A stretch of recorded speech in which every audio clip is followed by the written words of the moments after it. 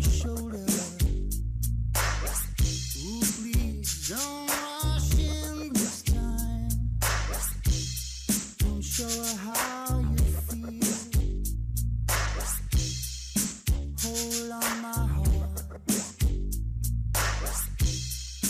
Throw me a lifeline. I'll keep a place for you somewhere deep inside. So hold on my heart. Please tell her to be patient. All right. So maybe 3 months ago now, I showed everyone this little list of stuff that I use for OSINT, a script. And somebody said, oh, can you share that with me? And I said, no, I'm going to help you create your own. So part of this process of me helping you create your own little cheat sheet is going through the exercise that we have set for you today. So what I want to do is just kind of give you an idea of why OSINT is important. So when you look at OSINT, we typically think about, or it's parallel with recon, and that's the recon phase of the kill chain. So here you have on the screen listed above you, you have the kill chain and the miter and meter attack, right? But we just want to concentrate on the kill chain. And so in the kill chain, which is something that is a military term that Lockheed Martin kind of took and catered it toward cyber attacks, you deal with recon, stage, launch, exploit, install, callback, and then persistence. Now, I won't go into what each one of these does. We're just going to concentrate on the recon or the OSINT, because OSINT is open source threat intelligence.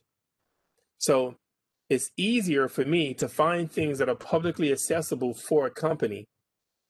And when I look at these things that are publicly accessible for a company, how can I use that in this recon phase of my kill chain, or I can start staging, launching my attacks? So what we're going to do, we're going to look at this one company, and it's called Pactive. Okay. And what we want to do is I'm going to give you some time to find out what's the primary domain for this particular company and just tell me what they do.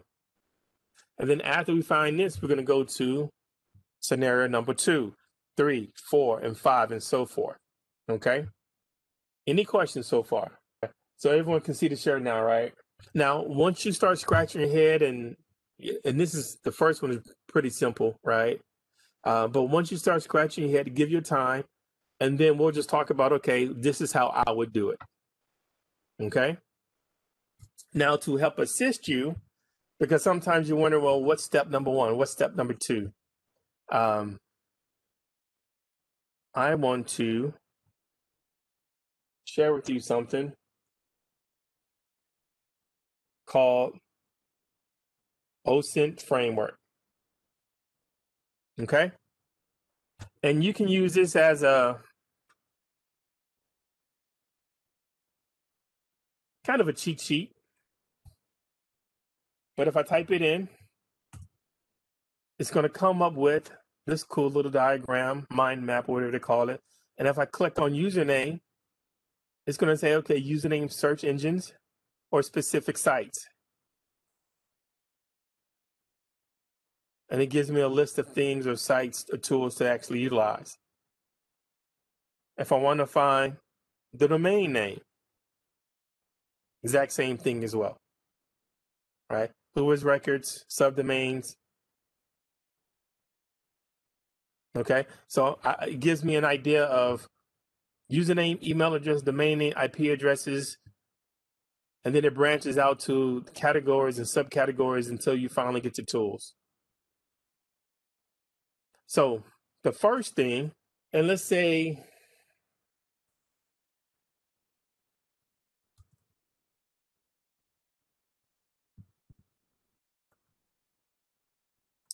five minutes, because it's just a domain.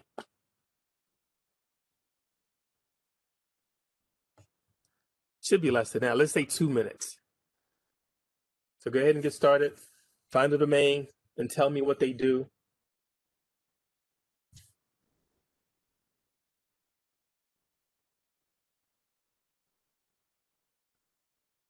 You want us to paste it in the chat, or do you want Good question. So you can paste it in the chat, or you can, what I was gonna do after the 2 minutes was up, I was just gonna ask the person to tell me what it was and how they found it.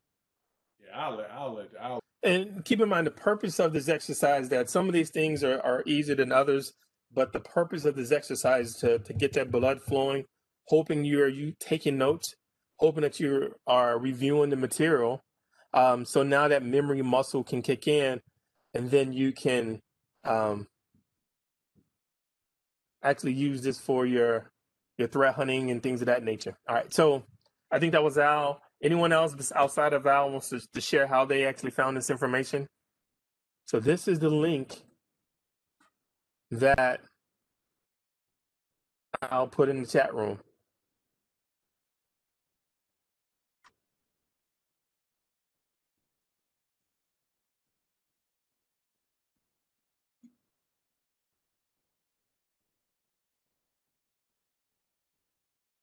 Okay, so we're gonna leave this up. So, now you get this information, what do you do with it, right? What's the importance of this information? Now, another way to figure out this company, right, is just to go to Google, right? And for Google,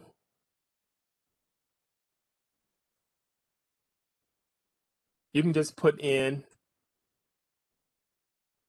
the name of the company as well.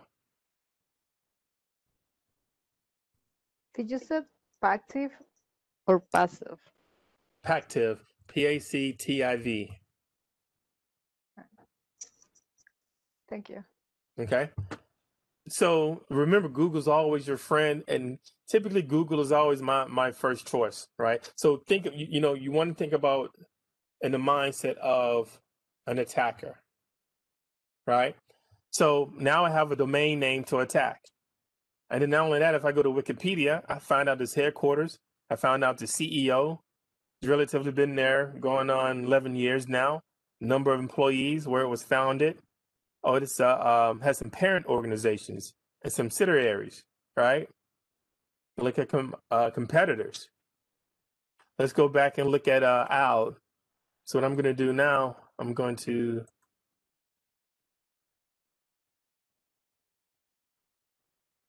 copy and paste this in. And we're just building out that script, right? So finding domains.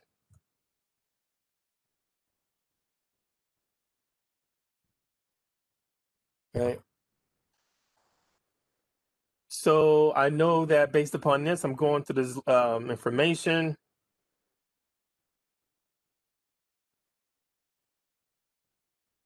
It says provide a unified layer. But here's an AS number. I see an A record. It's like he's using IPv6, or maybe not. IP address, hostmonster.com, interesting. Provide a Cloudflare for the my NS lookup, ASN, MX record. We're going to come back to the same information because I want to show you, we're going to verify even some of the stuff that we actually seeing, because some of these websites may not be up to date, right? So we're going to take everything with a grain of salt. But I want to notice the IP address. So these are public IP addresses. Here's his email. They're using Office 365. I can just tell by the protectionoutlook.com, right? And the AS number for the MX record. And the SPF record. Redirects. So here's a little idea of what they do. Sorry, I think that's for a different. Oh, you're right, because you know what? It's missing a T, and this is for cars, and Pactiv is for plastics or something like that. Yep, good catch. And you see what she was saying? PACIV is supposed to be PACIV. PACTIV. Did I put the wrong one in there? Yep, you did, but that's okay. So this is why we double check. But it's a good website we didn't know about. So PACTIV.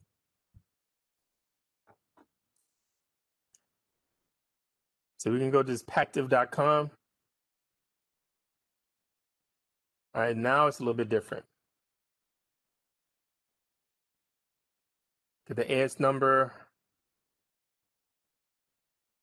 So they're using, this one is using Proofpoint, and it has the provider listed. Okay, for the MX records, SPF records. And now this is the description of what they do is a little bit different. But that lines up with the correct domain and what they do. So you always want to measure twice, cut once, right?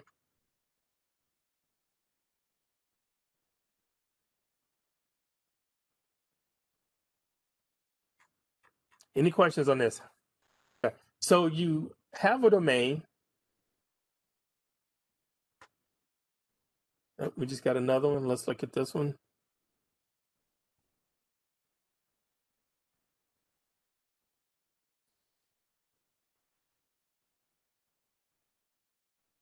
Yep, wrong spelling as well.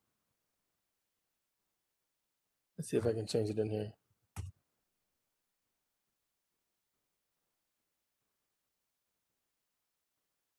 Okay. Never used this site, but it looks pretty good. So let's do this. So we talked about a website called DNS Dumpster.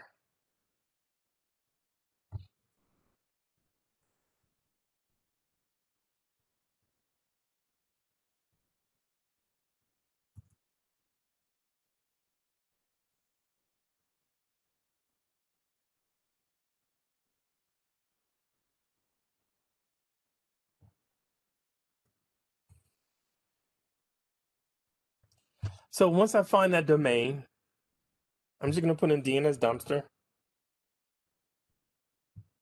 and click search.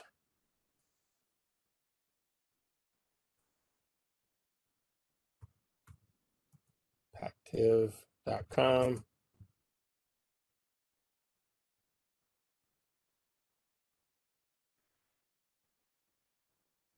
So now you start seeing some of the same information. So it's kind of like verifying, measure twice, cut once. You see the proof point information, DNS servers, text files, A records.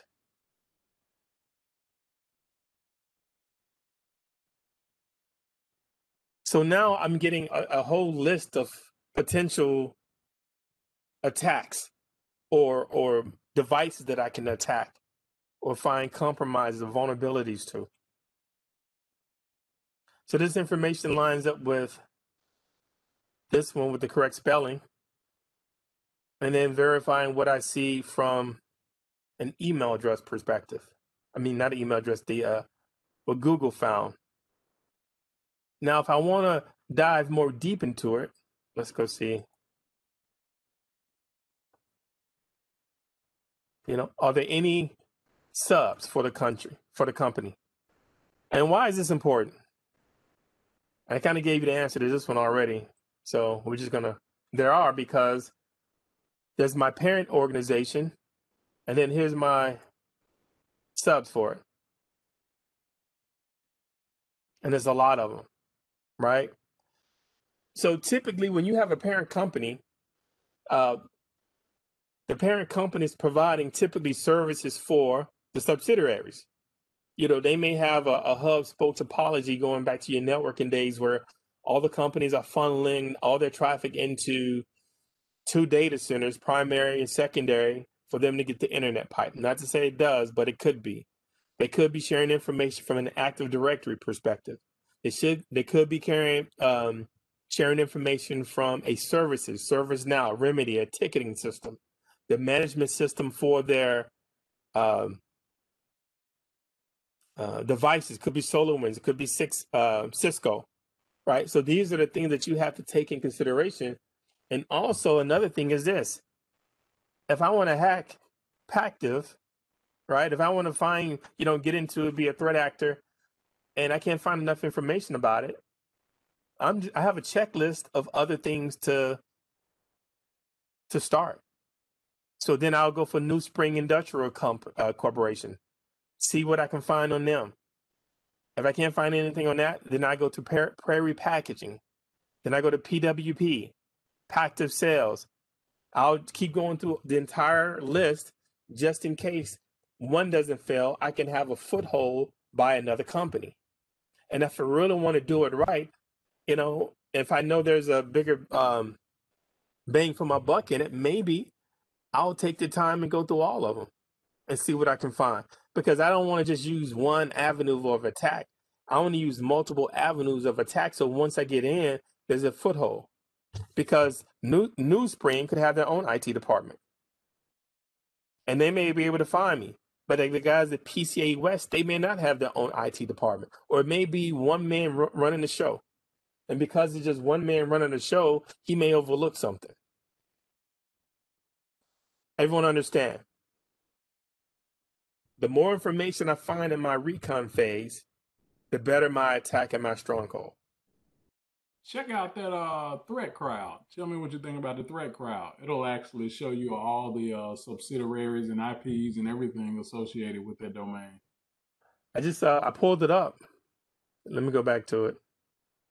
And it'll show you a backdoor too for one of them.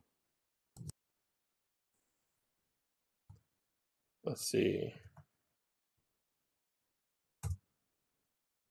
You just got to change the name spelling out. So put you just got to put a PCT. Yeah, you can actually do it in the URL if you want. Yeah, that's cool.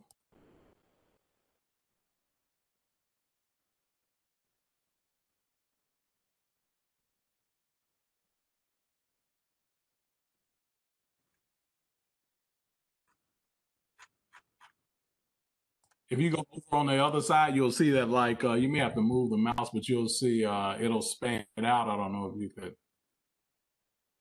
So it seems like it's just taking its time. Gives that exploded view, shows everything. And the key is that the more information you find, it makes your attack a lot easier, right? So while this is coming up, we're going to come back to it.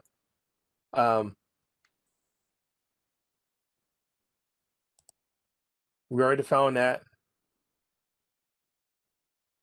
What is the number of DNS servers?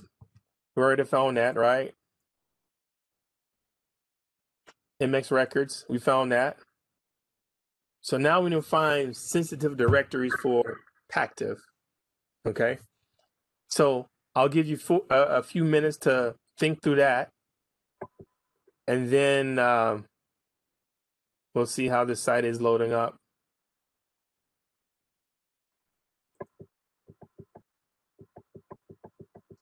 Using Internet Explorer.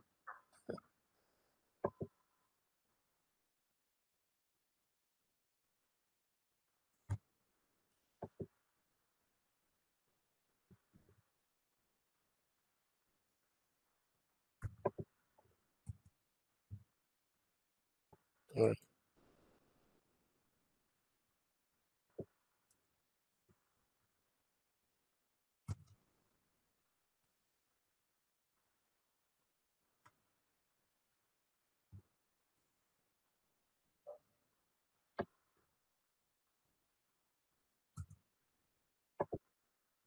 All right, so here's the threat crowd. Is this malicious? Yes or no? More information found on this domain at Alien Vault.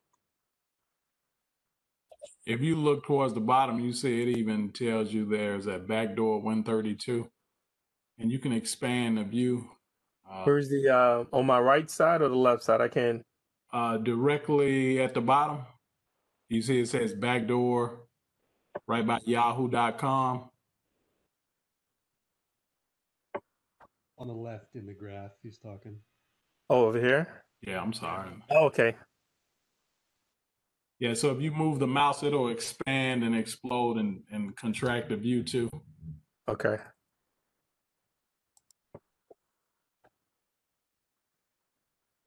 Here we go. This is pretty good.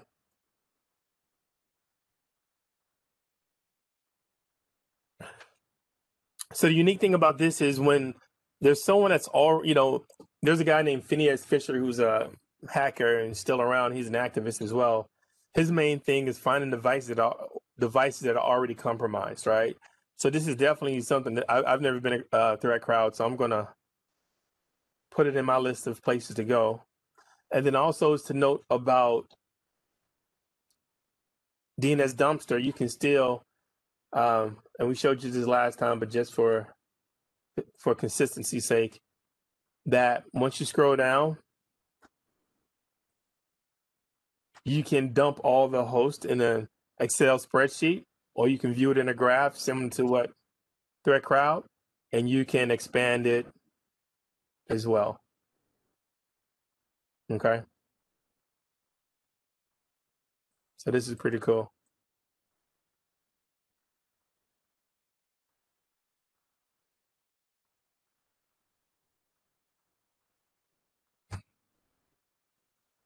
Because the more IP addresses I have and domain names, more things I can attack.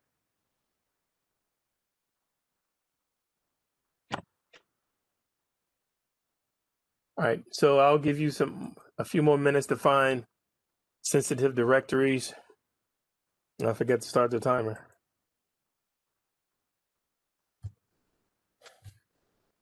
And this one's a little bit more, I'm not gonna say difficult, but something to kind of think about.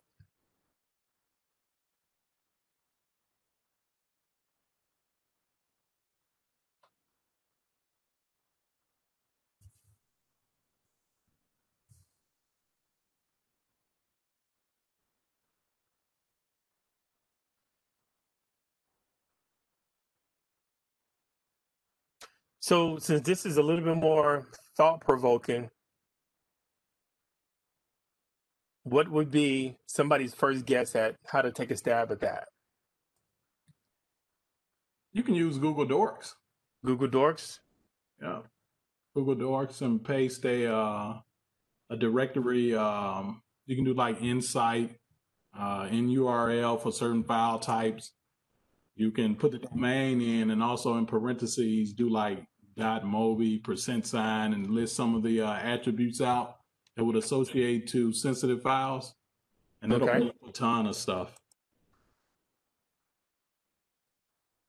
And that's what's something else? Anyone else? So let's talk about the Google hacking. So I'm gonna go to pactive.com. So this is just a website. But one of the things I like to do is sometimes do robot.txt.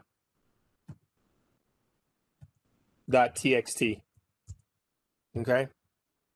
And this kind of gives me an idea of when Google goes out, crawls the internet, right? You don't want the spiders of Google to post or categorize certain directories on certain websites. So you have a robots.txt file to kind of tell the spider, oh, don't go in these directories, or don't, categorize these directories. So because it has this particular file, I like to see, well, whatever it doesn't want, disallowed, must be important. Okay. Now, to me, this doesn't give me a lot of information. And we've talked about Google hacking and Google Docs that Al alluded to. And a lot of things, and we'll talk about, so I can do site, Pactive. Give you an example. If I do pactive.com, I get 734,000 results. So now I'm going to use Google Docs or Google hacking or Google operators. Now I use the keyword of site. Hit enter. Now my results are 3,920. I can get to the point where I can say minus www. Now it's down to 123. And the reason I said minus www is because typically these are the things that would require an admin to log into. So this is the power of Google Dorks.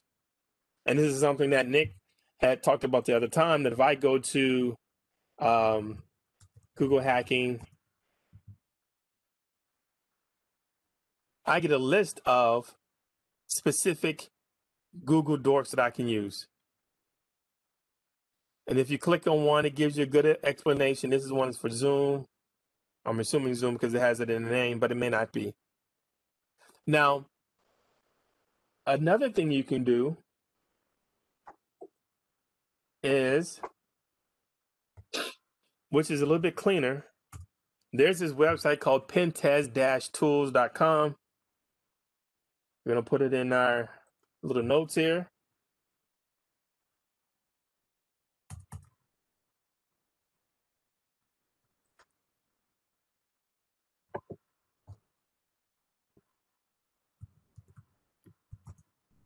Okay. And with this particular website, you notice it's already to Google Hacking. And it has multiple tools. Google Hacking is free. Find domains, find subdomains, virtual hosts, website recon, website scanners, all the stuff, right? Now, the cool thing about it is I can just put in pactive.com and I want to figure out, are there any publicly exposed documents? I click on that and it's going to give me the syntax.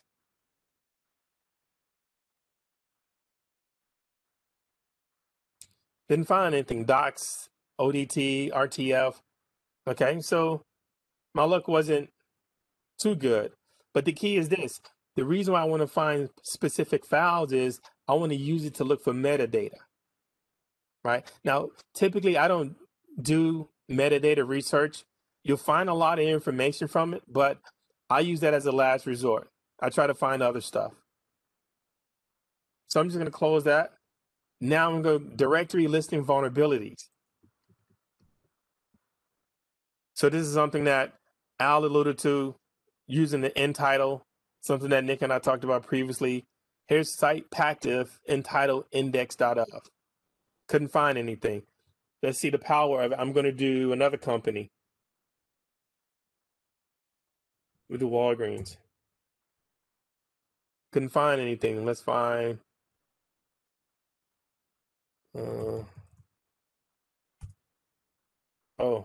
history results.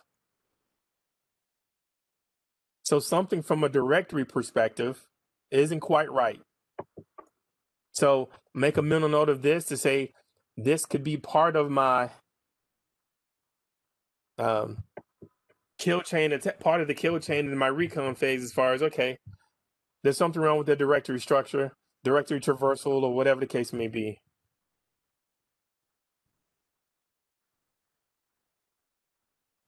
The proof point. I'm not a robot.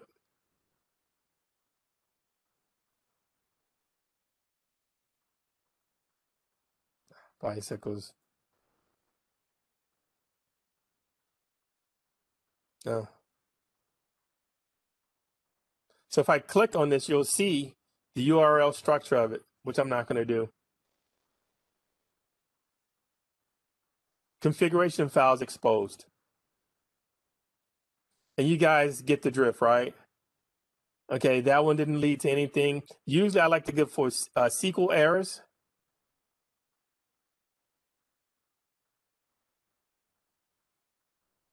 PHP errors and warnings. You know, database files exposed. And I'm just going through this kind of quickly just to see if anything pops up. Log files, backup in old files. Login pages. Okay, here's one login page. Okay.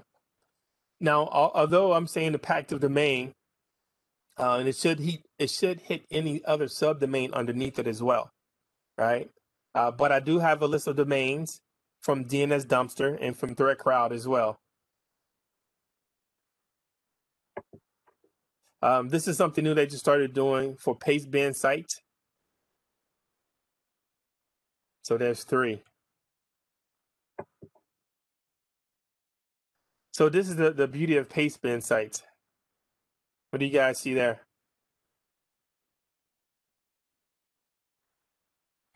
Let me make it bigger.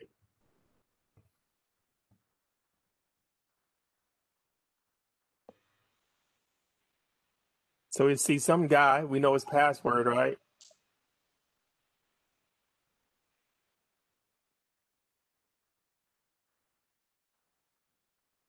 And I wonder if that's the same for his Bank of America account. So here's GitHub stuff relating to the company. So even if you don't know the syntax for your Google operators or Google Dorks, or when you go to ExploDB and there's just too much information out there, something real quick and easy that I always use is I go to this particular website, pentest-tools.com. And with that, it'll give me all the syntax that I need, and I can find something real quick. If I can't find something real quick with this, I use my script, and I have a little bit more for pastebins, right? Or for particular files. I have other Google operators that I use, but since this is real quick and easy, I just hit it right quick, see if anything pops up, make a mental note of that, and put it in my checklist as far as things to go. I can do find domains.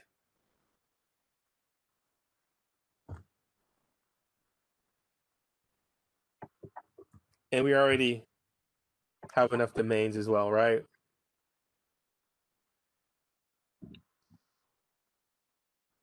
So any questions so far? Does this make sense?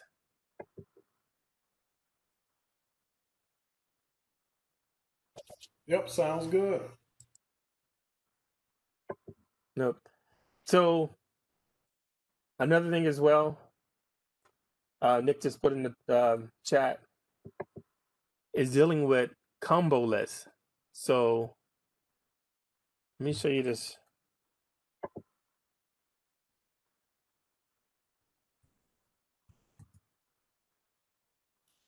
So in text, combo list, in URL, pastebin.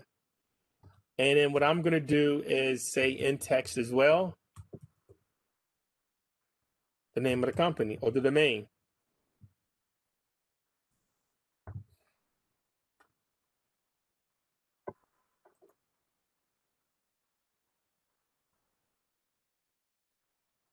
Didn't find anything, right? There's another one called null too.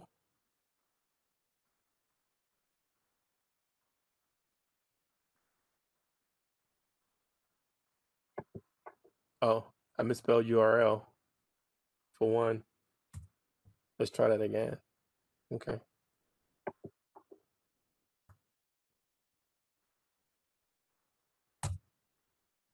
And nothing for that one for the combo list.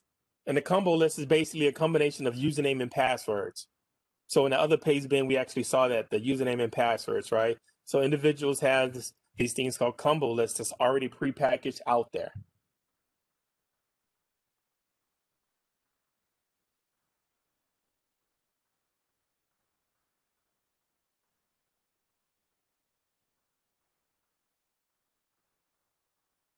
Okay. I'm just checking the chat.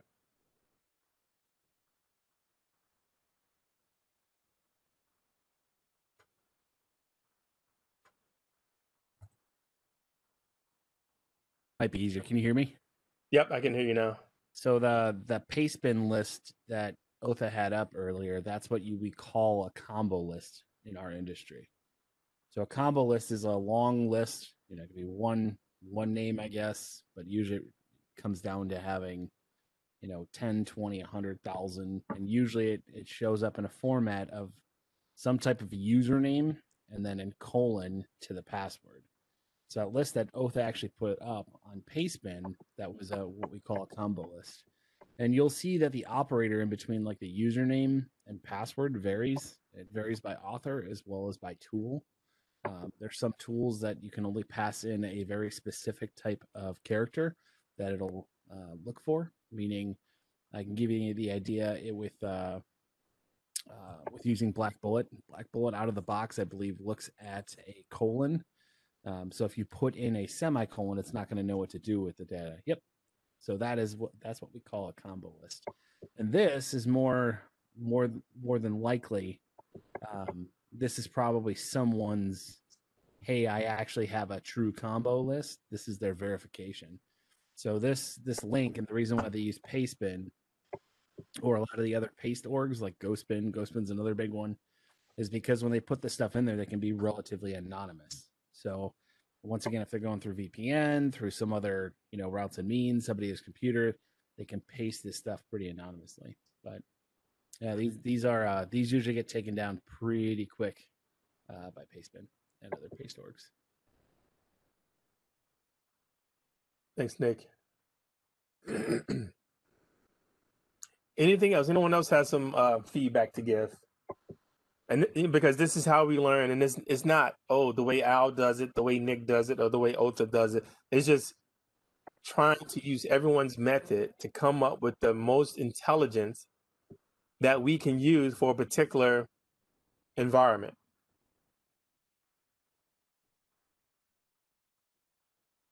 All right. So, and like I said, this is just kind of a quick hits as far as the first things that I look at. And then I started doing, deeper analysis and things of that nature. And we'll using more tools, and we'll use that because as you can see, I'm just using Google, the power of the internet. Okay. So now I'm trying to find who's the CEO or CIO. So I give you guys a few minutes to figure that one out.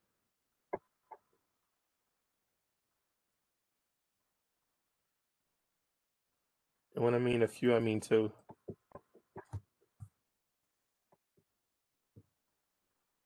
And that one should be an easy one, right? Because everyone should say, well, I can use LinkedIn, right?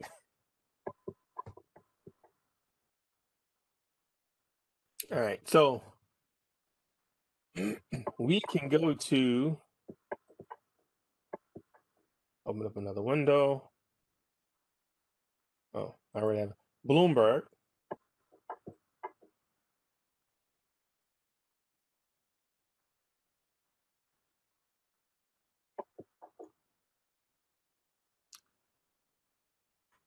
We can also go to, when we did the Google search,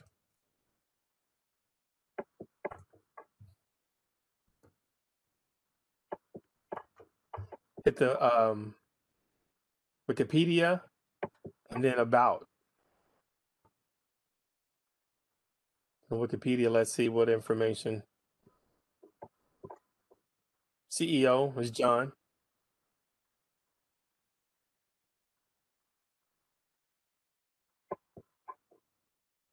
We see that it was acquired by Rank Group and became a part of Reynolds Group Holding. So we were talking about the subsidiaries, right? Trying to use that to get into Pactive. We can also use Rank Group and Reynolds as well because they were acquired by Pactive. Okay. So let's go back to resources, careers, and usually they have the executives listed. Our people, let's look under that.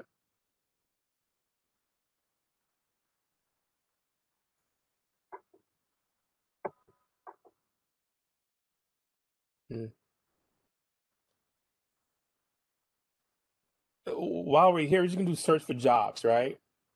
Technology, I'm saying information technology. And the reason I'm doing this is because now I want to get an idea of what type of people they're looking for.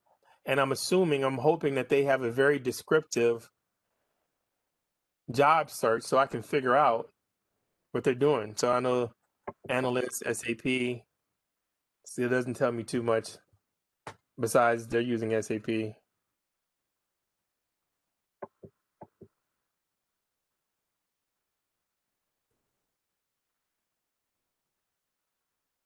I also noticed that instead of just Pactive themselves, I see now it's Pactive Evergreen Incorporated.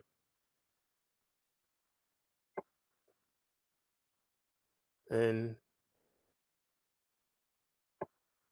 so this is an investor information.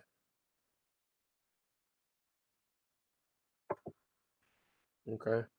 let's see what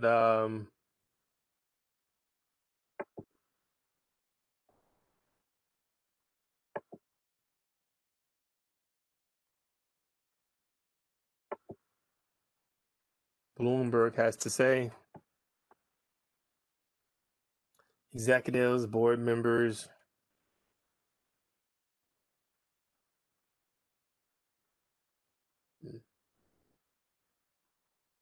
So there's another site that I like to use called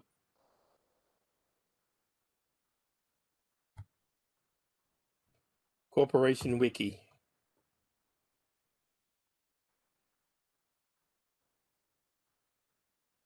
So here I'm going to put a company info wiki Bloomberg. So here I'm just going to say active.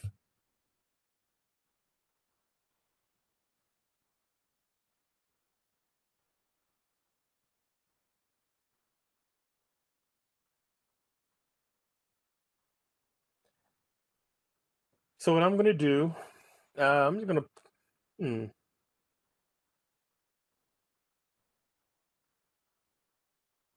can you remember my password?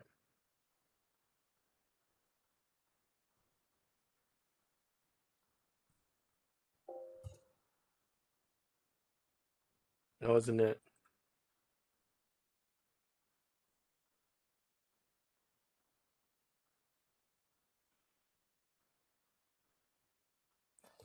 So this is actually the wrong site, but I didn't have my password to log in. But the reason why I like this particular website is because it gives me a visual depiction of, it would have given me, if this was the right company, it would have given me a visual depiction of all of the subsidiaries and the parent company that it was connected to. But I needed to log in to do it.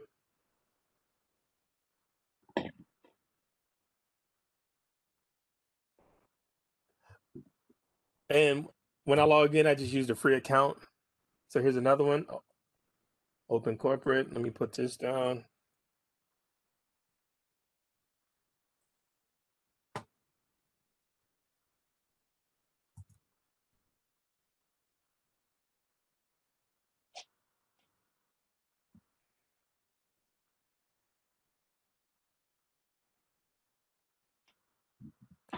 Now I'm I see stuff in Lake Forest, inactive.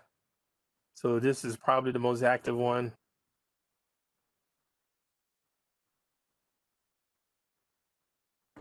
Doesn't give me anything that I'm looking for, but just, you get the point, right?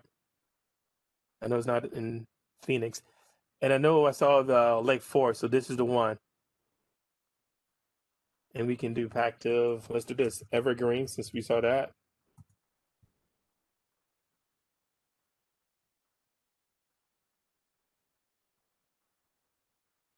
So we'll make a mental note of this.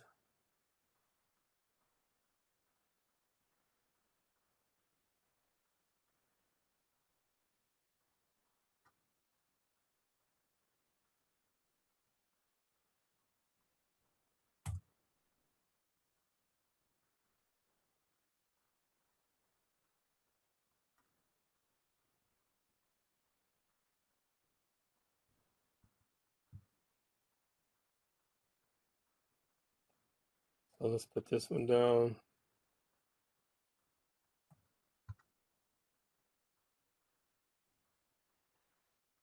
So now, I don't know how current some of this information is in this site. Sometimes it's a little off, but I like to use LinkedIn. That's the main site that I use to figure out who's who. But I see the parent organization. We're going to open that up as well. But this one, if you log in, it'll also give you donations. Oh, I didn't have to log in. So you can see who they're donating to.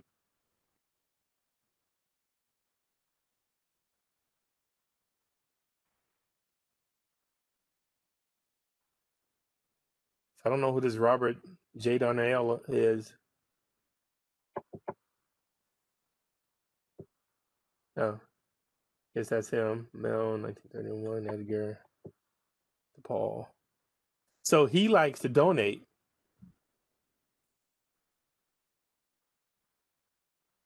Which is interesting because now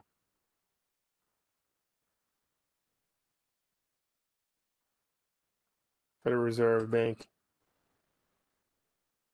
1938. Former chairman of the DePaul. So it's the same guy. Now, which is pretty cool about this guy is, since I know he likes to make donations, I could give him this is a perfect candidate for phishing. A phishing email regarding some campaign contribution or whatnot, and see if he clicks on the link.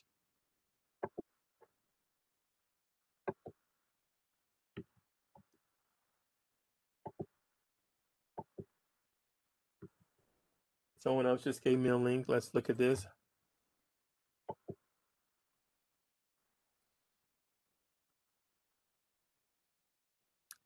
So this is the CEO, Chief Operating, President of Beverage Merchandising. And I like the stuff with pictures because once I started looking for them on Facebook, it's easy for me to make sure that they're the right person. So thanks, Rick, for this. So let's go to LinkedIn.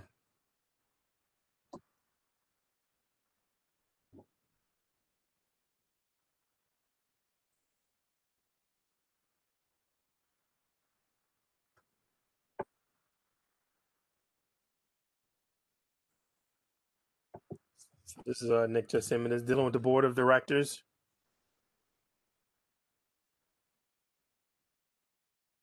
And all of these guys and ladies are potential targets.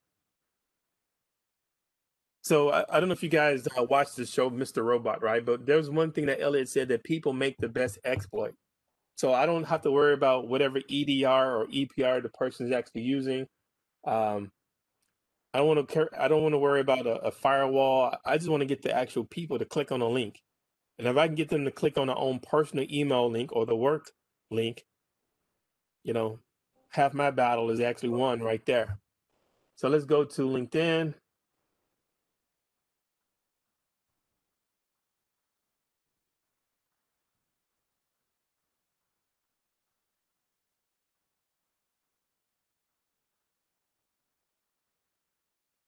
So, and it's Pactive Evergreen. So there was some sort of branding or name change or something. And I can go to employees. And then here's John. Here's an HR manager. Vice President, CIO. So someone already found that and put it in the chat.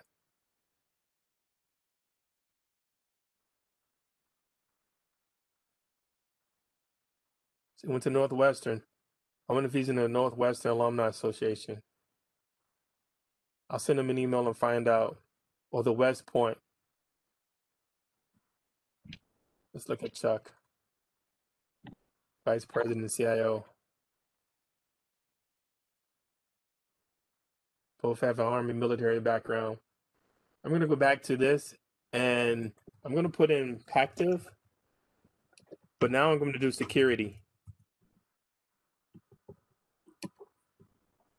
So I come with a couple of people who deal with security.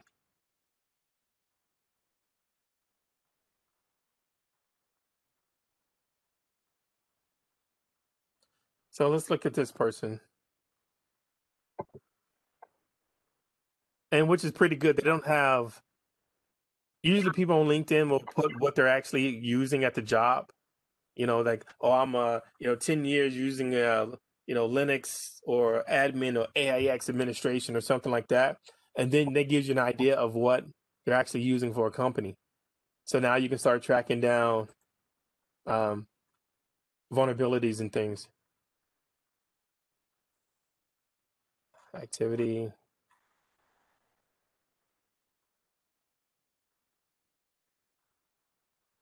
Otha, if I can add one thing in here, though. Definitely. Just be very cautious. Like Otha right now is using his own account to search LinkedIn. If you are a member or a paid user of LinkedIn, you can see who clicks on your profile. So if you guys are doing reconnaissance on an organization or a group, and you don't want to be exposed, then it's sock puppet time. Just Yep. to throw my 2 cents in there. I'm going to tell you that Oath is doing exactly what I do on a daily basis. I let them come find my profile. But I can tell you, if you truly are looking for something to, give to a company and stay off the radar, especially if you guys are going to progress in your, your education or potentially go down the pen testing route, when you get hired to do an engagement, if you get found out in your recon phase, that's not exactly a great engagement. So just be aware of that as well too. Okay. But definitely a good point regarding and even as you're doing this, when you look at your OSINT career, sometimes I like to go the free route. I don't like to pay for things, but as you take your craft serious, sometimes you may have to pay a little bit extra, right? To see who's looking at you, right? So just something to think about. You definitely want to be able to cover your tracks, as we talked about in previous sessions. And a sock puppet is definitely perfect for this, right? Even on, change your your user agent on a VM and, springboarding off someplace in Canada or Australia or Germany or something in your VPN. So you definitely want to keep that in mind. But just to kind of highlight, I do Pactive security. That's when it came in my results. I'm going to do Pactive SAP because I remember seeing SAP. And if I had a paid account, I can see some of these things where it just says LinkedIn member, right? And Chicago.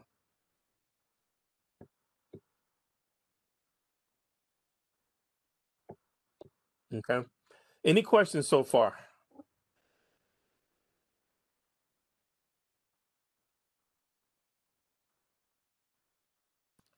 Now, once I start getting a couple of people, like John and Chuck, I will log into Facebook and actually see how much stuff they have on their profile that's publicly accessible. Their friends, their posts, all that stuff. Okay.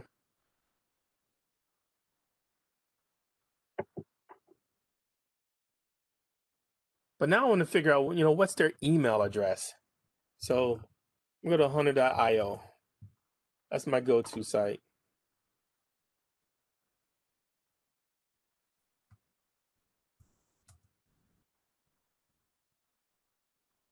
And so with Hunter.io, they want you to log in.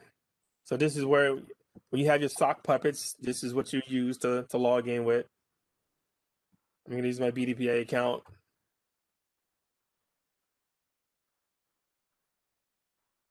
So I'm just going to do pactive.com. So now I'm starting to get the syntax for their email addresses. Is it Fred, Lisa? Now there's a tool in Kali Linux called the Harvester that does a pretty good job as well. Do IT engineering. Go back to personal, generic, all. But the thing I like about these guys, Hunter.io, is that I'm going to go, his name is Chuck Whittington,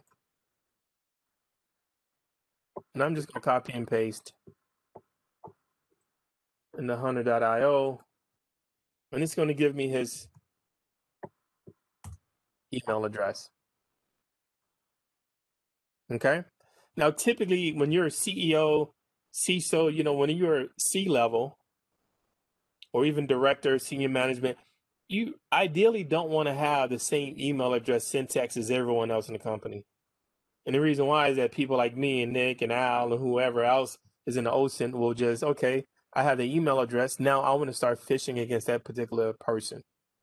Another thing is sometimes I like to find an executive administrative assistant, because usually some of the C-levels don't look at their own email. But what I'm going to do now, I'm just going to copy this, and I'm going to go to another website called Have I Been Pawned? And I'm just going to paste this guy in and see if they've been breached.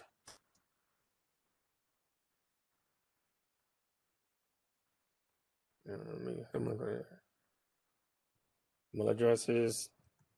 Let me put the hunter.io. All right. So this guy has been in what? Pawned in 10 data breaches and found no pasties or no pastebin sites. But in 2018, ADAP, Apollo, and it gives you an idea of the type of information that is actually shown or in that data breach.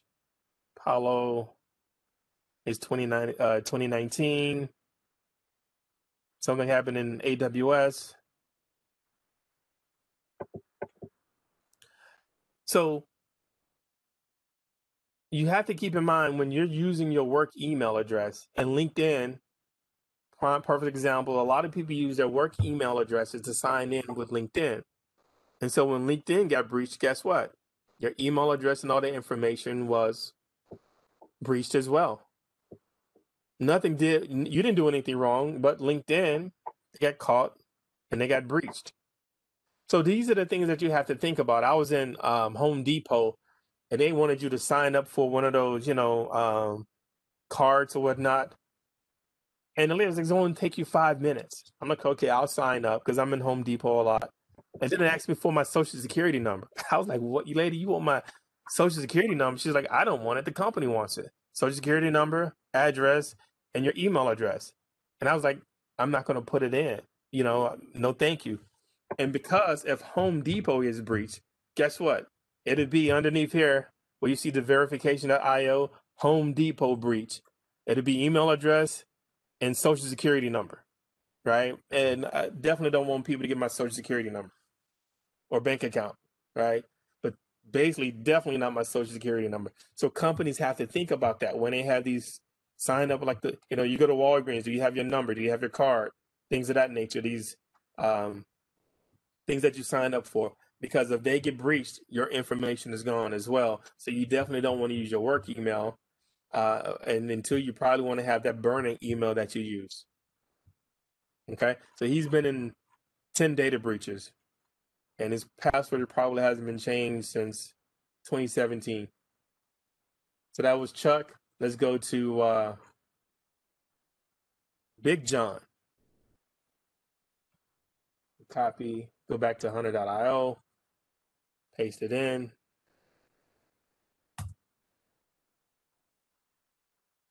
Still copy.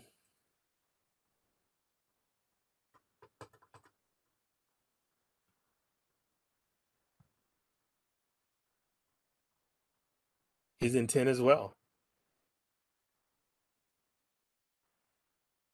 That's the LinkedIn one.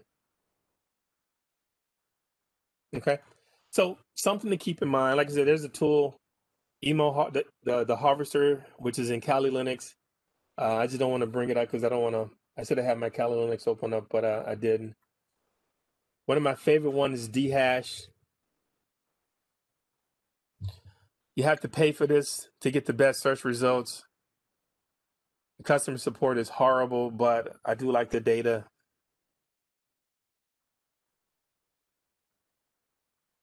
And I'm going to put in active.com.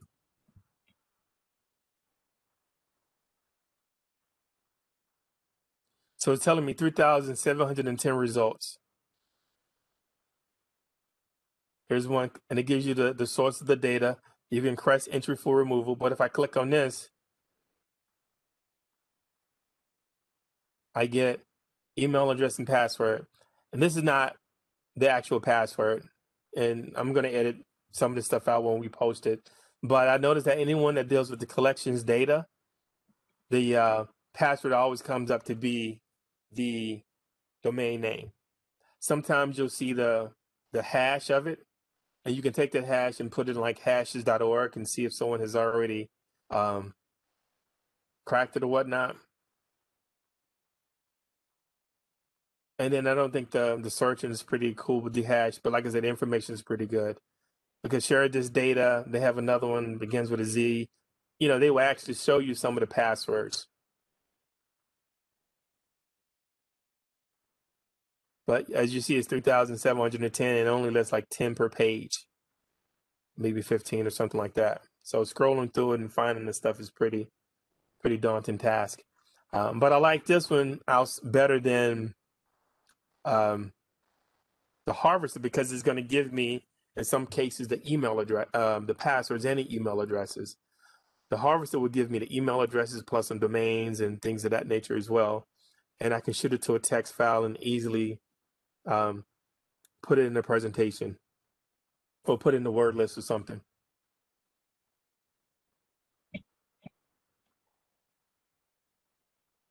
So here's a quick question too, and this is to the group. So if you guys use dehashed from a free perspective, and you guys were doing intelligence gathering on a specific, whatever, like this person, for example, mboon or mcon, and you see that this was sourced from something, what could you do with this intelligence? Good question. And bear in mind, I think dehashed is like what is it, 10 or 15 bucks a month? So it's cheap. But if you wanted to get that data for free, you could pivot off of that stuff too.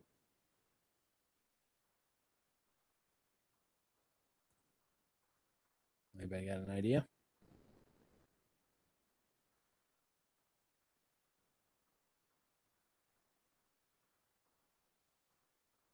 So I'll give you guys a clue. Or if you're too afraid to be wrong, there's no wrong answer.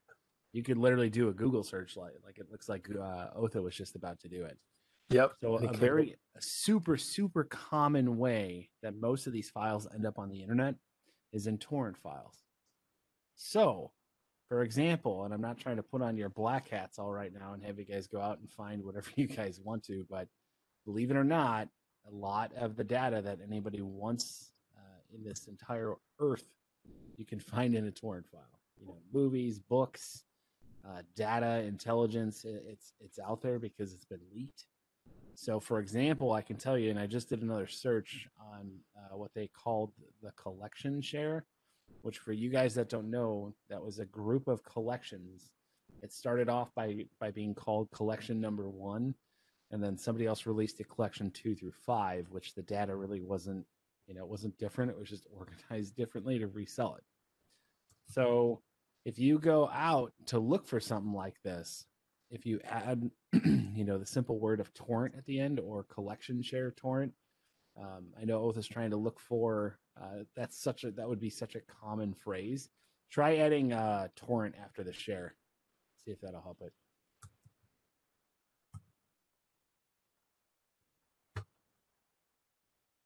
Spelled it right? Torrent. Yep. That's a random dump of search. If you just throw in, I think, what did I throw in there? I threw in collections breach torrent. Breach. And you did intext without all that. It shouldn't matter. So in text, they'll just give you a very specific set of words. Like you could have removed the ed too, because it'll still find breach. But this is exactly what I'm talking about. So these are all stories, but scroll down a little bit.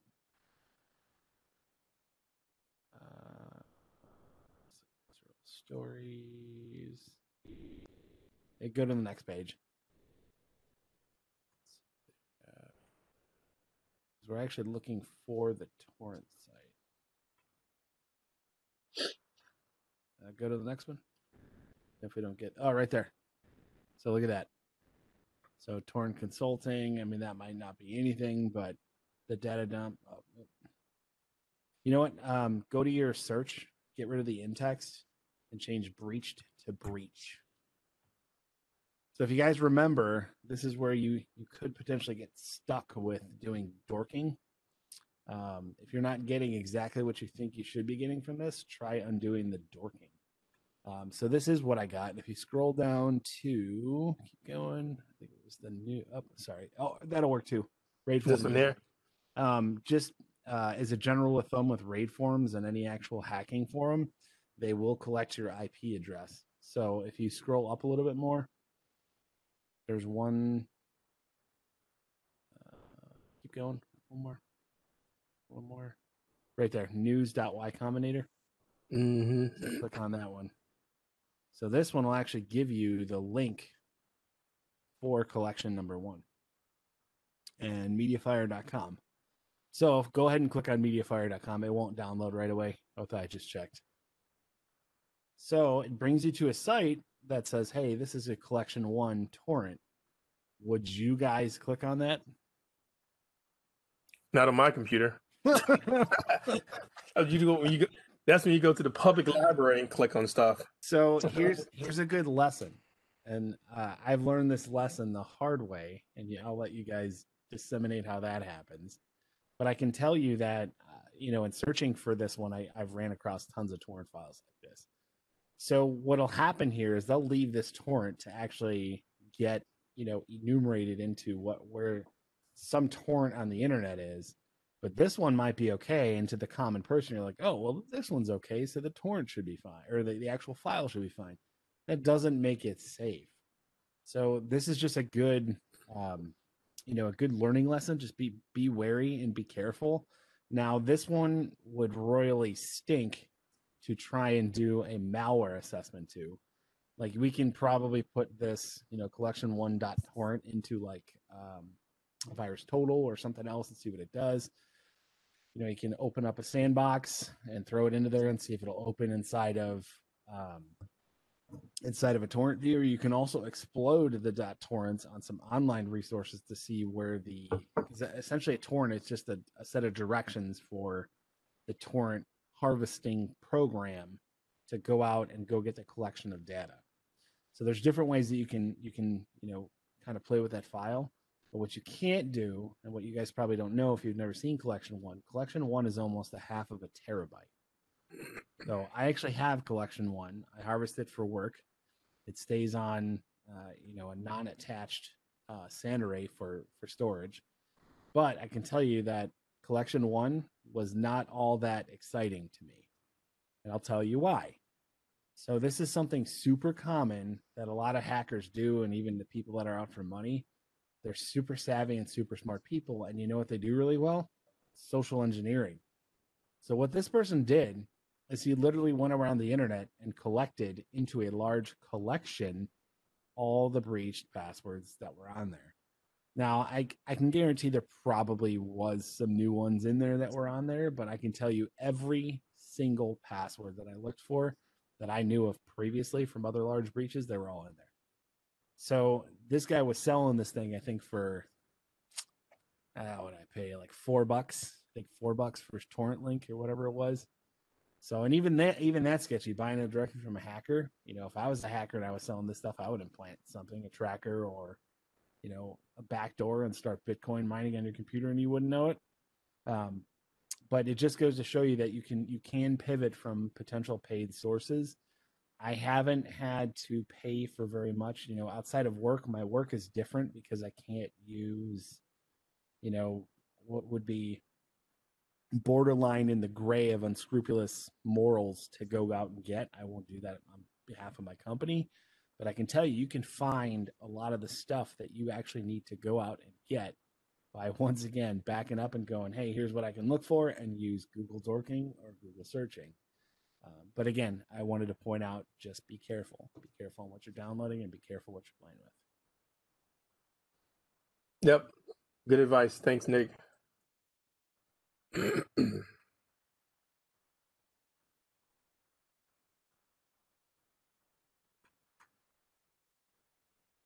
So any further questions? I know it's top of the hour of 10 o'clock. And just some security professionals. So here's a good one. So this is what we'll do. We'll start back in 2 weeks. We'll go through the rest of the stuff in more detail, because we want to get you very acclimated into understanding this and trying to put your thinking cap on and looking for stuff, right? So I will definitely post this. I will post the notes as well, so you can have that to do your own research, and just be careful of what you click on. But is there any questions? we'll deal with Spiderfoot. Okay. Now there's Meltigo, there's Recon NG, there's all these different sites, right? But I like Spiderfoot, the one that's hosted in the cloud. They have a Windows version of it as well. Well, they used to have a Windows version of it. I think at version 2.12 or something that stopped. But they do have a community version of this. And I go to subscriptions. So you get 1 scan per month. One unique target per month, 3 scans, user count is 1. The scan duration is 4 hours, and you guys can read and see this, right? But as you move along to the different levels, you have more scans that you can do, more targets, and the scan duration could be longer. So when I first started, and then you can also compile this tool as well. Let me show you the site. And it may have changed since I've been using.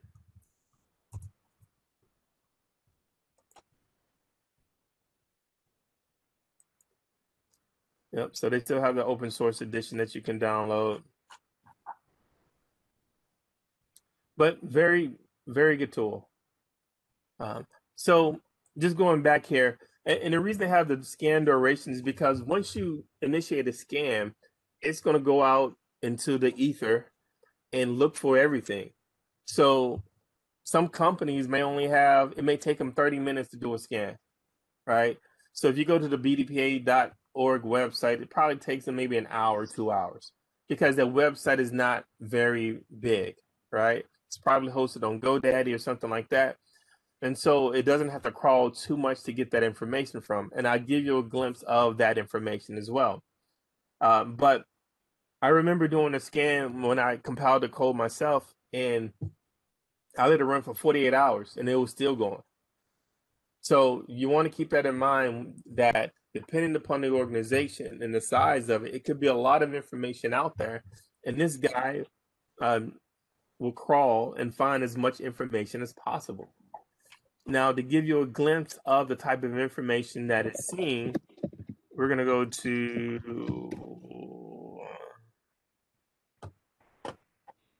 this guy. So you get this pretty graph, and the key that you have to think about is, although you're presented with information, you still have to analyze and kind of put two things together, right? So this is just kind of gives me a blueprint, and even when it gives me kind of a clue or sign to go down a particular path, somebody, can everyone see my screen? Yes. Okay. So although it gives you a good idea of a big picture of an organization, sometimes I still do manual searches myself, particularly when it comes with Shodan and paste bins. But it gives you the top 5 protocols of the families that it's looking for: network objects, online sub-resources, DNS, target website.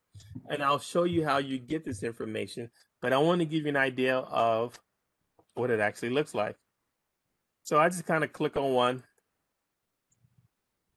and I always go back to data summary. And when I get to the data summary, I see my risk column, and I just kind of go down, blacklisted IP on the same subnet.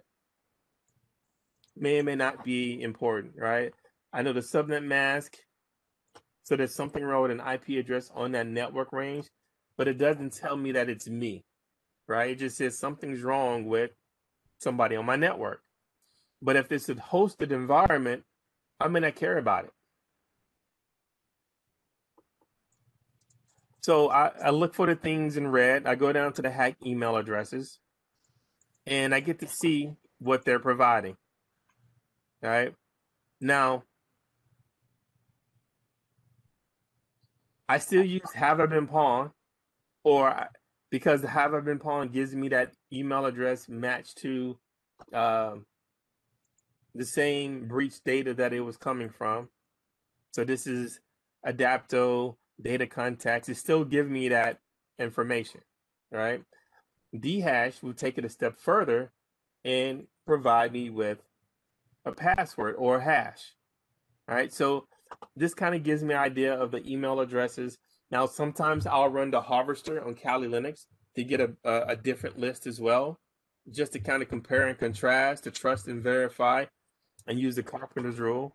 Because when I present it to a customer, I just need, maybe 10 or 20. If I'm doing the dark side of the fork stuff, then I want as many as possible, because each one of those email addresses is going to be part of my phishing campaign or social engineering campaign. So we already looked at the hacked email address, leaked site URL. So now this is telling me about pastebin. Now we talked about the pastebin Google operators last week, but this is always key because now it gives me an idea of something else.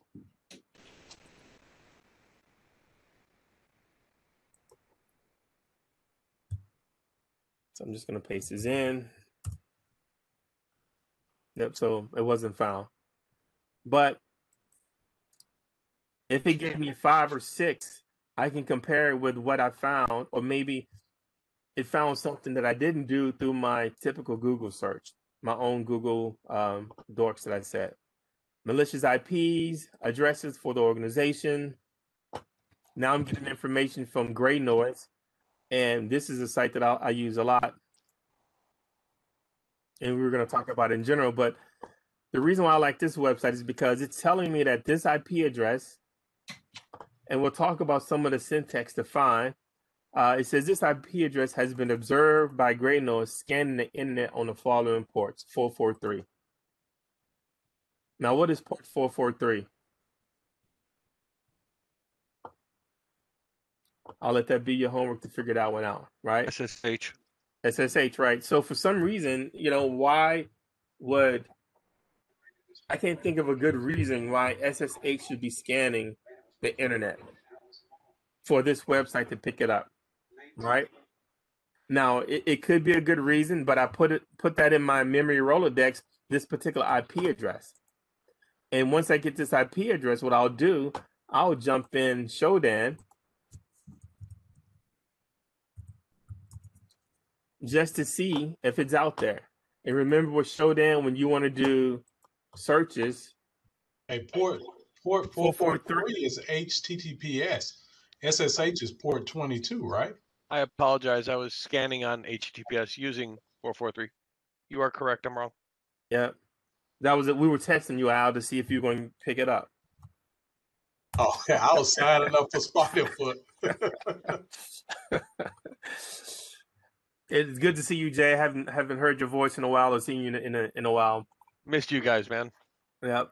So this is the same IP address. I put it in Shodan, right?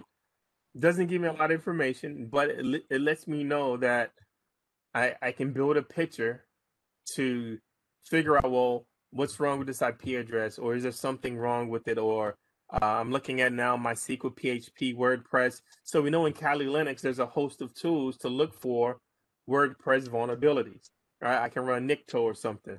I can run Nmap. So this is that building out that picture of your attack framework, because you want to have multiple avenues of a particular attack. Okay, so that's the beauty of Gray Noise, and then you can add more queries, actors, organizations, and we'll jump back to Gray Noise in a minute. But I found all of that through my Spiderfoot. And then I have, the virus total information.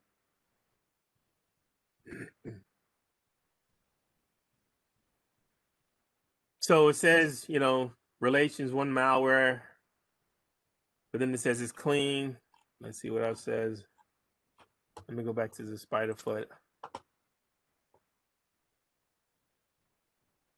Details, discovery path. So here, I'm getting the picture, right? So it's giving me my information that I need to do some sort of analysis to determine why was this information provided. What did virus total see? So when I tell the customer, they can take heed to it. But if I was doing something, dark side of the force, I can say, you know what, I need to start investigating this particular IP address because I see it showing up here. I see it showing up here. And then Gray Noise sees it. So something is wrong with that IP address. I'll verify that they actually own the IP address. And then I'll say, okay, well, I got to make a mental note for that. Let's look at another one. For the details, when detective files communicating with his IP address.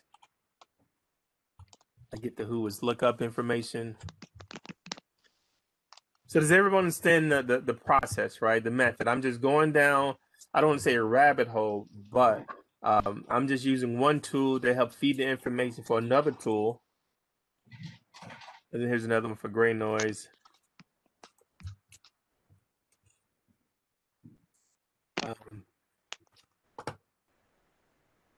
That didn't show up anything.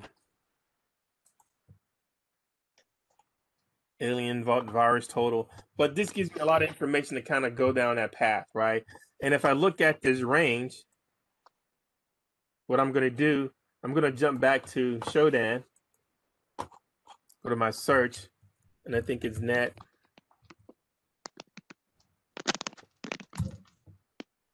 Do a search in that range.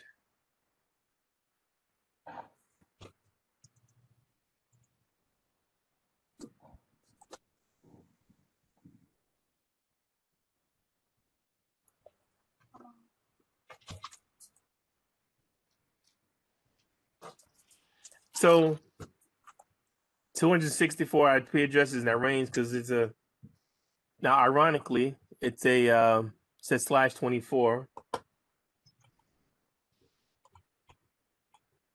But some of those IP addresses are probably 80 and 443 as well, doubled up. Right?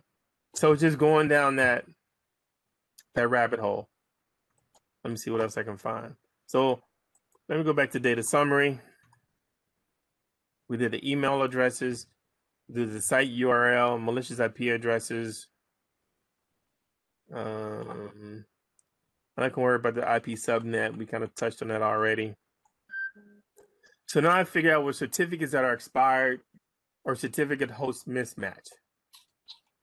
And then my software used and vulnerability in public domain.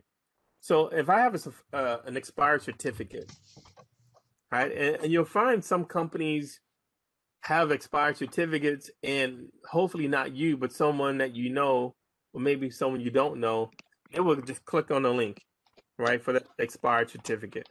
Or if there's a certificate host mismatch, right, you get that funny warning, right, that SSL warning. And the thing that most bad guys used to do, and we did a session on man-in-the-middle attacks. And early on with man-in-the-middle attacks, maybe about 5 years ago, the tools were great, but weren't that great. You had to click on to accept the certificate, right? So if you have a website, and then once the end user clicked on the certificate, you would initiate your man-in-the-middle attack with the R portion, the whole 9 yard, EtherCap, whatever you're using for your man-in-the-middle attack, and now you get to sniff the traffic of that individual because he's clicked on that certificate error risk. You know the GUI. That error message. You clicked on that, that warning. So when you deal with certificates expired and host mismatch, these are like prime examples of someone to do a man-in-the-middle attack from back in the day, where, okay, they're going to click on it anyway. The users are used to clicking on because they know the certificate is expired, right? So this goes back to that user awareness training that you typically shouldn't be clicking on stuff when you get that warning. Software use is vital because now you can have something to attack. So when we are looking at our attack footprint, when we look at a particular host, either we're going to attempt to exploit a vulnerability in the application or exploit the vulnerability in the operating system itself or the multiple applications that is running or the individual person, because people make the best exploits. So this gives you an idea of the software that they're actually using. And then once again, I can take these same IP addresses and put them into Shodan and try to come up with some sort of information regarding them, because they may have vulnerabilities already associated with them. And the good thing about Shodan is that it'll list the CVSs, I mean the CVE. So I'm gonna just do City Chicago to give you an idea of what I'm talking about.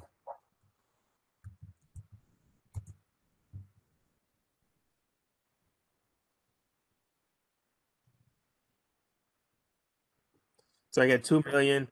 If my memory is correct, I can do OS. I'm gonna do Windows. I think XP will come up with something.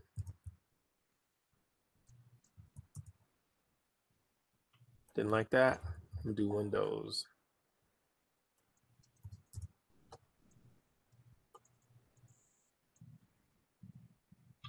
All right, so now it's narrowed down, 3,474. So there's a couple of data centers. Windows Server 2012. And this one's using SMB version 1.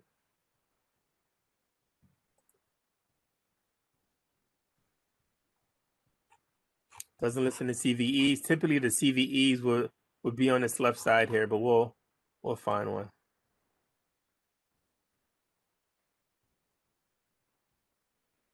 Here we go. This one has 2 vulnerabilities associated with it.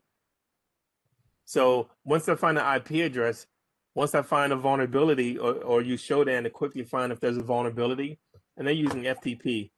So imagine somebody is using a Windows 2012 server, FTP, RPC endpoint mapper. But let's just look at this. I'm gonna do a Google search. And what I typically do, I just do the CVE and I'll just type in Metasploit sometimes and see if there's something. Vulnerability, HTTPS, cloud, allow remote. If I get lazy, and then here's ExploitDB. So 1635. So this guy, so once again, I don't have to be a James Bond hacker, right? If this was my customer or IP address or whoever the case may be, I just found a server, a way into this particular organization by using this vulnerability. I can go to the website, look at the exploit. I want to see if there's a YouTube video because sometimes you don't want to read. Let's go to videos. And there's a few videos talking about using that.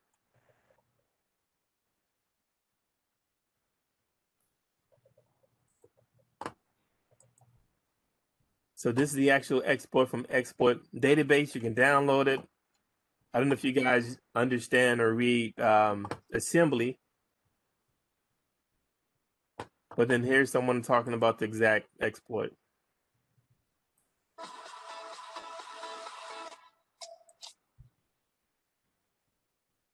All right. So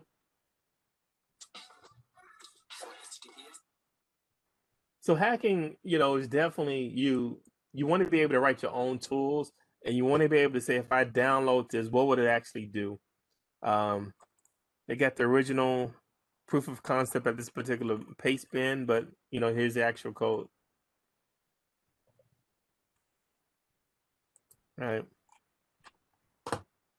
When I'm on ExploitDB, typically I look for the author that is Metasploit, because I don't trust anybody to download their code. And usually I don't download code from ExploitDB. No, I lie. I do. Can't say I don't. But I do it on the virtual machine on my hacking laptop that I use for testing. Okay. So I just want to kind of give you an idea of just going down that rabbit hole, right? Of finding an IP address, looking for vulnerabilities, and then honing in. As we said in the previous session, I can always do organization as well, and that will help me find my particular company, right? So as an example,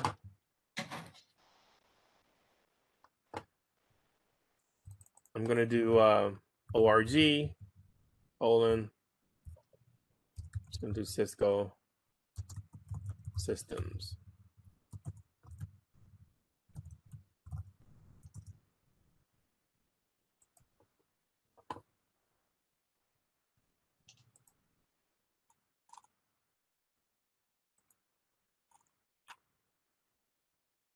Okay, so if I didn't like that search, I can always do HTML and then title. So whatever my organization name is, just to figure out my my landscape of possible targets.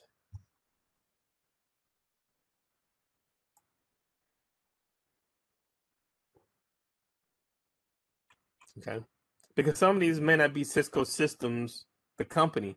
They may be someone that has Cisco Systems in a title on the web page or something, right? Because they actually use the product. So let's go back to Spiderfoot.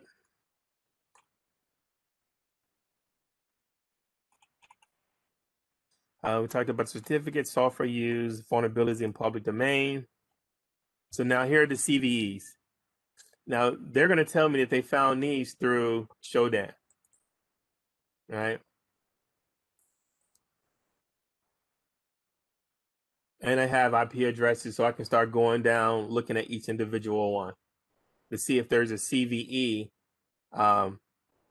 if there's something already pre-canned in exploit database or Metasploit.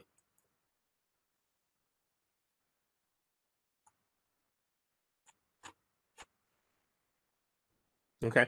Any questions so far?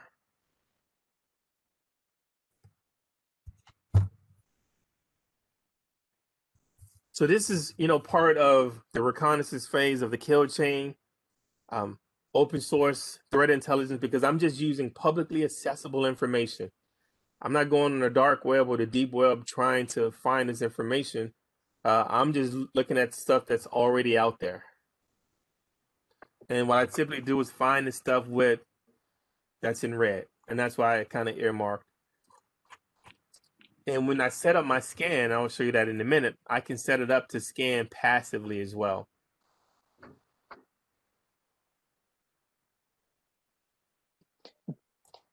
Hey, Mr. Mabry, Yes. are there YouTube videos on Shodan? That was kind of cool.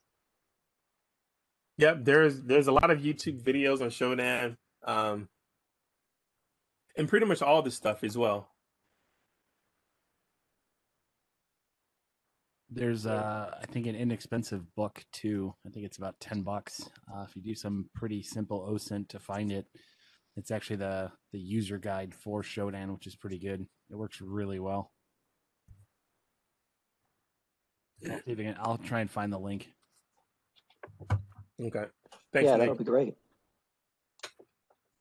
So I just give it a name.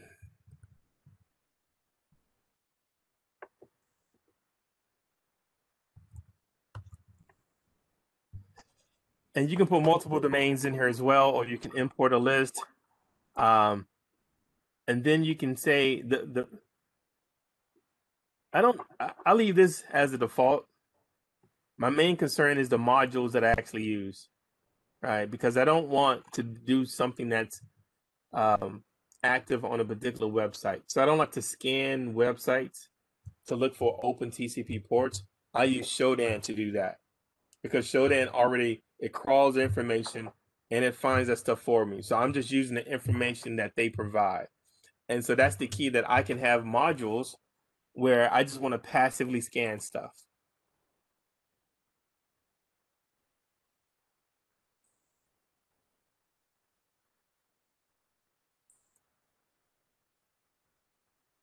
Yep. So I was put in the chat room about the open source intelligence techniques by a guy named Michael Basil. And he's kind of like the godfather of all this stuff. I'm not gonna say his books are very good. I'll say that. I have like 3 of them or 2 of them. The open source intelligence book, one's on privacy, and I forgot the other one. But here I can see my modules that I want to use, non-passive, use all the modules, modules that need API keys as well. So certain ones, because it's pulling from Shodan, right? Sometimes you need API keys.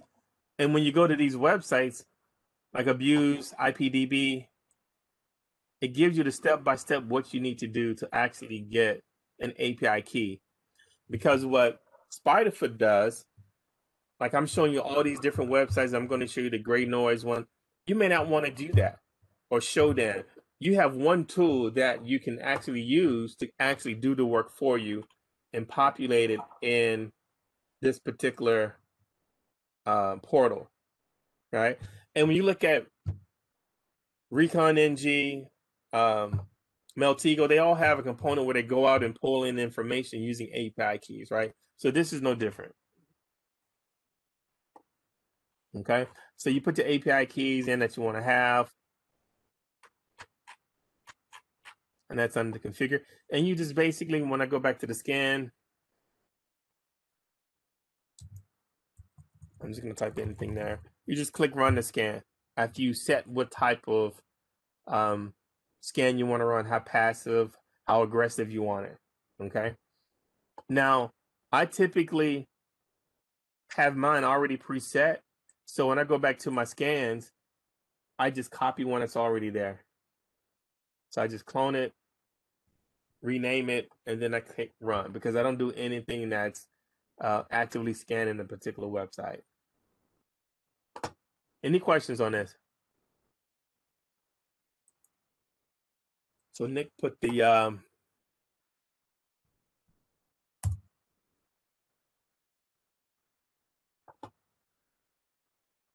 complete guide to show that.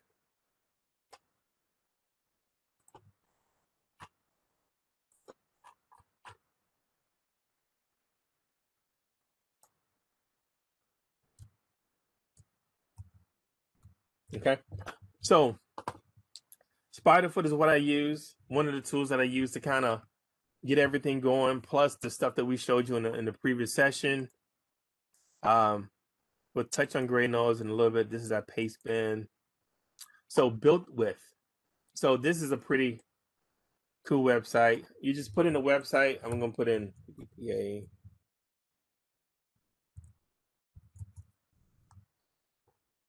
And this just gives me an idea of the technology used on this particular site.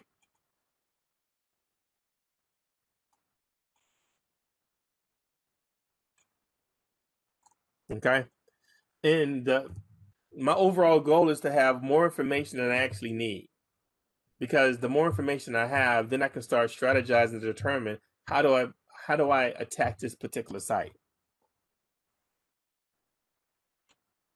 And we do know that if I'm looking for a particular, if I wanted to attack this site, bdpa.org or Cisco Systems or whatever the case may be, if there's a test.bdpa, test or development.cisco, those are the ones I really look at because now I can practice my attack on that development or test site. So once I get to the main site, I already know the programs that they're using. I already know the software, the vulnerabilities, any CVEs are actually listed. So it makes my work a little easier. Okay. So we were talking about Google hacking and things of that nature. And sometimes it gets to the point where you're like, well, what syntax do I use? We talked about the Google Dorks, but here's an google.com advanced search. Let me start pasting some of this in the chat room as well.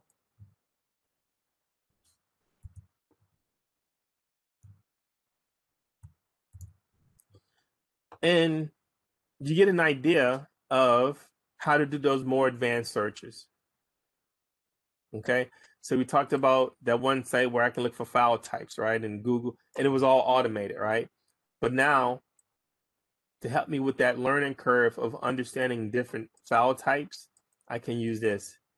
Site domain words, anytime, past 24 hours, past week. So we were talking about using it after Google Operator, right? So now I get to choose my time frame or even what region. So all this stuff is helpful to kind of target your research.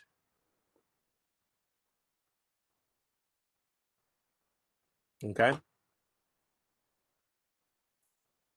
Another cool website. This one they say is the I guess the pen tester's website.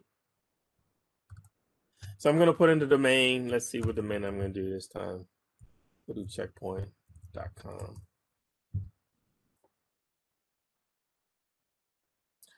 And here it can do any Let me go back for a second. So I can do domain, IP, AS, CIDR, certificate, organization, and CVE and technology, right? Here's my advanced searches. But let's just go back to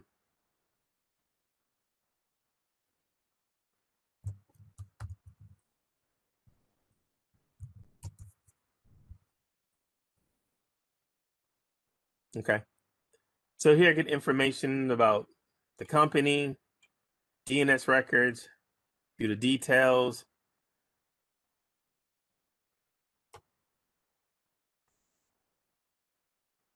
Host name. And so, you know, not a lot of information to drill down into. Um,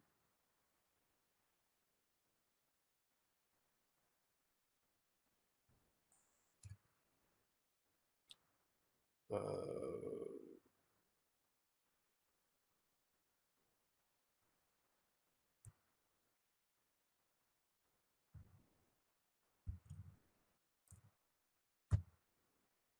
can't remember the country. No, let's see that. There was a Denmark website that had a lot of CVEs. I figured they were safe. And it was like a tourist website. But you guys get the point, right? I can use this tool to start looking for my CVE search, technology checker, right? All this stuff. So it just aids in my research for one, CVEs, because that's going to let me know how easy it is to actually compromise a particular site.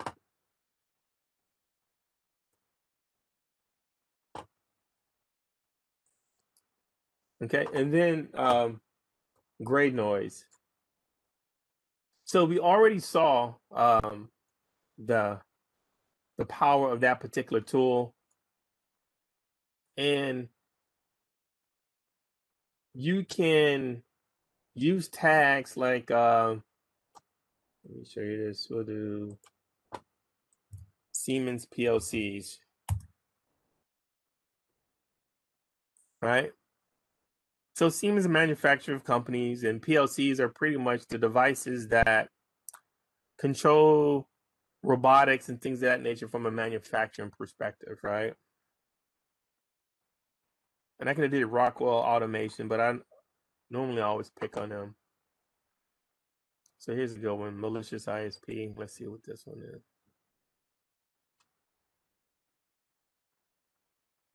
So you do your research, ADB worm. IP address has been observed by Graynode scanning the internet on the following ports. It's a lot of ports, right? 243 more. So this is what you don't want to see if it's your organization, right?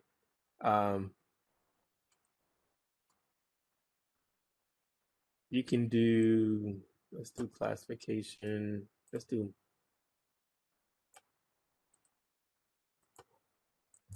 now I'm gonna do organization Microsoft, see what it comes up with.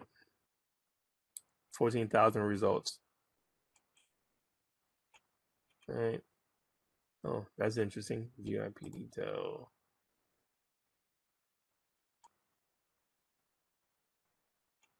This is a SSH worm. Okay. So getting that IP address, using that information, or even the name of the actual company, and just doing your due diligence.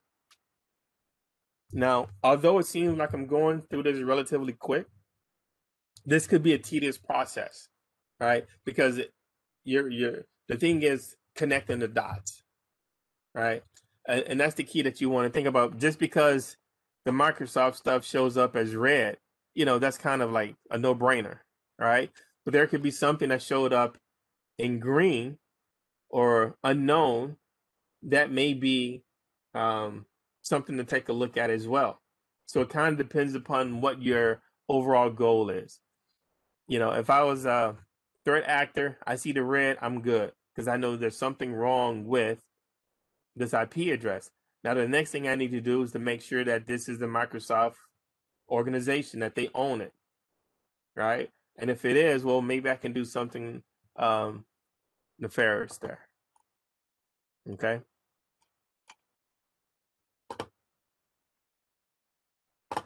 Now, with Gray Noise, you have your cheat sheet here, so you can actually look for CVEs. You know, we demonstrated the tags as well, classifications. You can do countries, ports. So this tool and Shodan are the ones that I like to use the most, inclusive of Spiderfoot as well.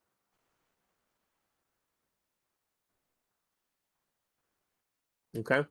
Any questions so far?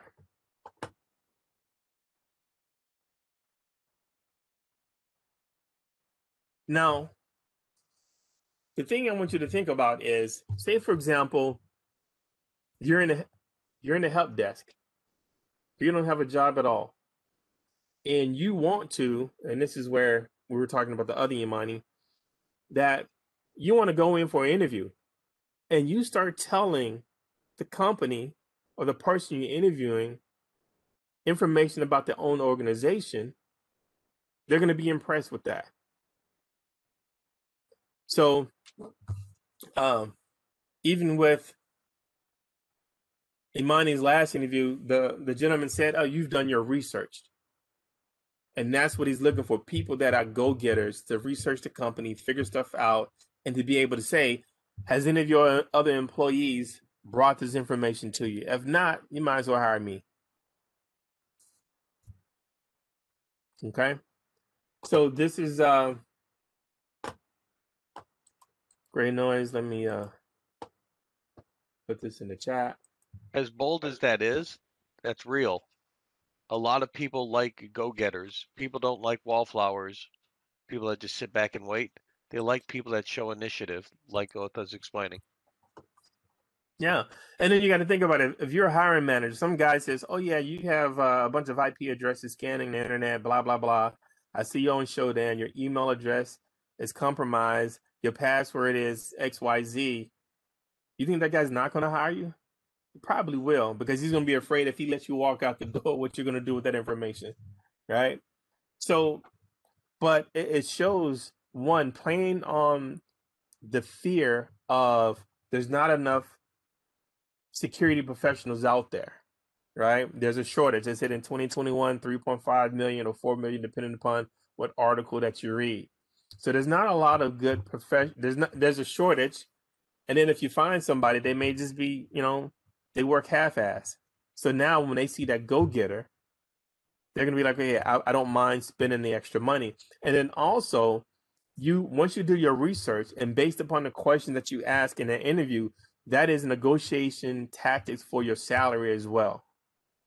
Okay. So if there's a job and you're trying to get, if the job is posted from $70,000 to $80,000, you know what you should do? Ask for 90. Because what are they going to tell you? No or yes. Or we're going to get something close to it. Or we're going to give you a sign-in bonus. Right? Or they'll say, "We'll hire you, but on the next raise cycle, whenever that is, we'll bump you up." Right? So that's a negotiation tactic as well from a salary perspective. Because if the job is from 70 to 80 and everybody else just came in and gave the basic spiel, they probably will only pay them on the low end of the range. If you go in there and show your research and your work, they're going to pay you on the high end of the range or make a new range for you. And that has happened to me before. They just made a new range for me. So, Great Noise, excellent website. Search code search engine. Now, this is a little bit different. You can put in, a keyword. So I can put in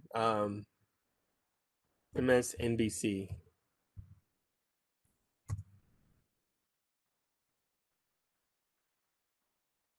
Right. So, and as you go through, and this gives you an idea, right? Because this is one of those things you have to pay for that I don't necessarily want to pay for. But it gives me an idea of what else is out there. So I just take this information, see if I can find something that's a quick hit, and add it on to my research that I already have. Okay.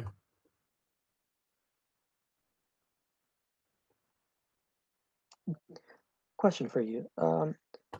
that job you just described, or even the interviewing steps, would that be like an information security analyst position, or was it something different? It could be, you know, a lot of it just kind of depends upon the the job description, right? Mhm. But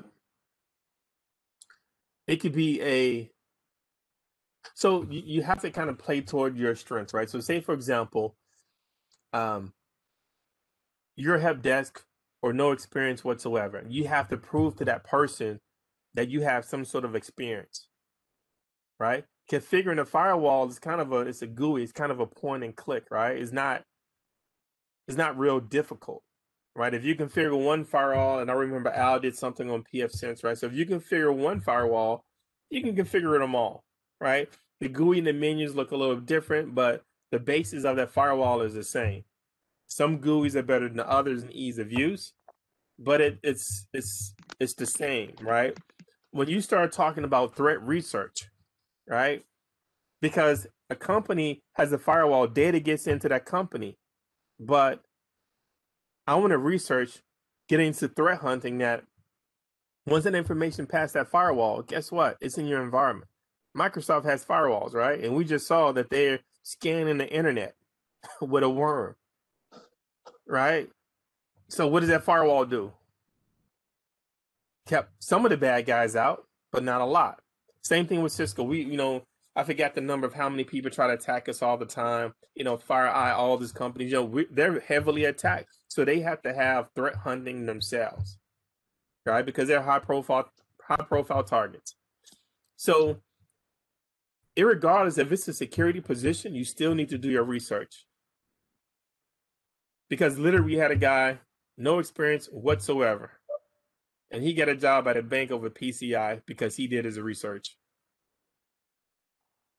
Would you say he had done his research similar to what we just went through with you as far as the websites? Am I following Exactly. you? Okay.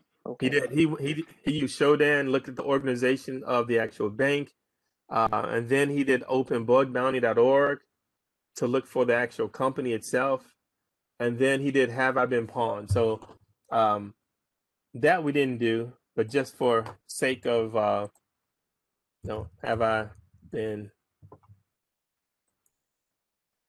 So usually when somebody emails me this or email me, it's the first thing I do. I just want to see if they've been compromised or not.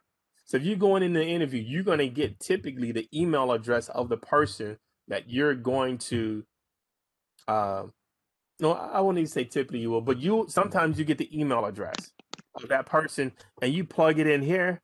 And I'm gonna do one of my old emails because Yahoo has always been compromised, and this is what you get. Right now, if you don't know the email address of the person, but you know their name and you know their domain, and sometimes it's a little tricky because if the domain is, if the name of the company is a very long name, O'Hare International Airport of Chicago, Illinois, right? Say that's the name of O'Hare's airport. That's not going to be the domain, right? It may be something shortened. So you have to do your research to figure that out. But once you find out what email, and if the HR person is emailing you, you already have the domain. But you may get an idea of the syntax. But hunter.io, and you have to log in with that. Excellent to figure out the company and the syntax of that email address. And then I just put that in Have It Been Pawned. When someone tells me they work for a company, I typically go to openbugbounty.org, right?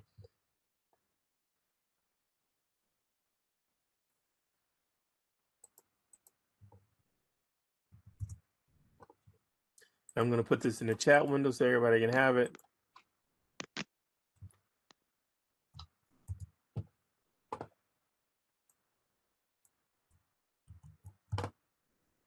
Because actually last week I forgot to do it.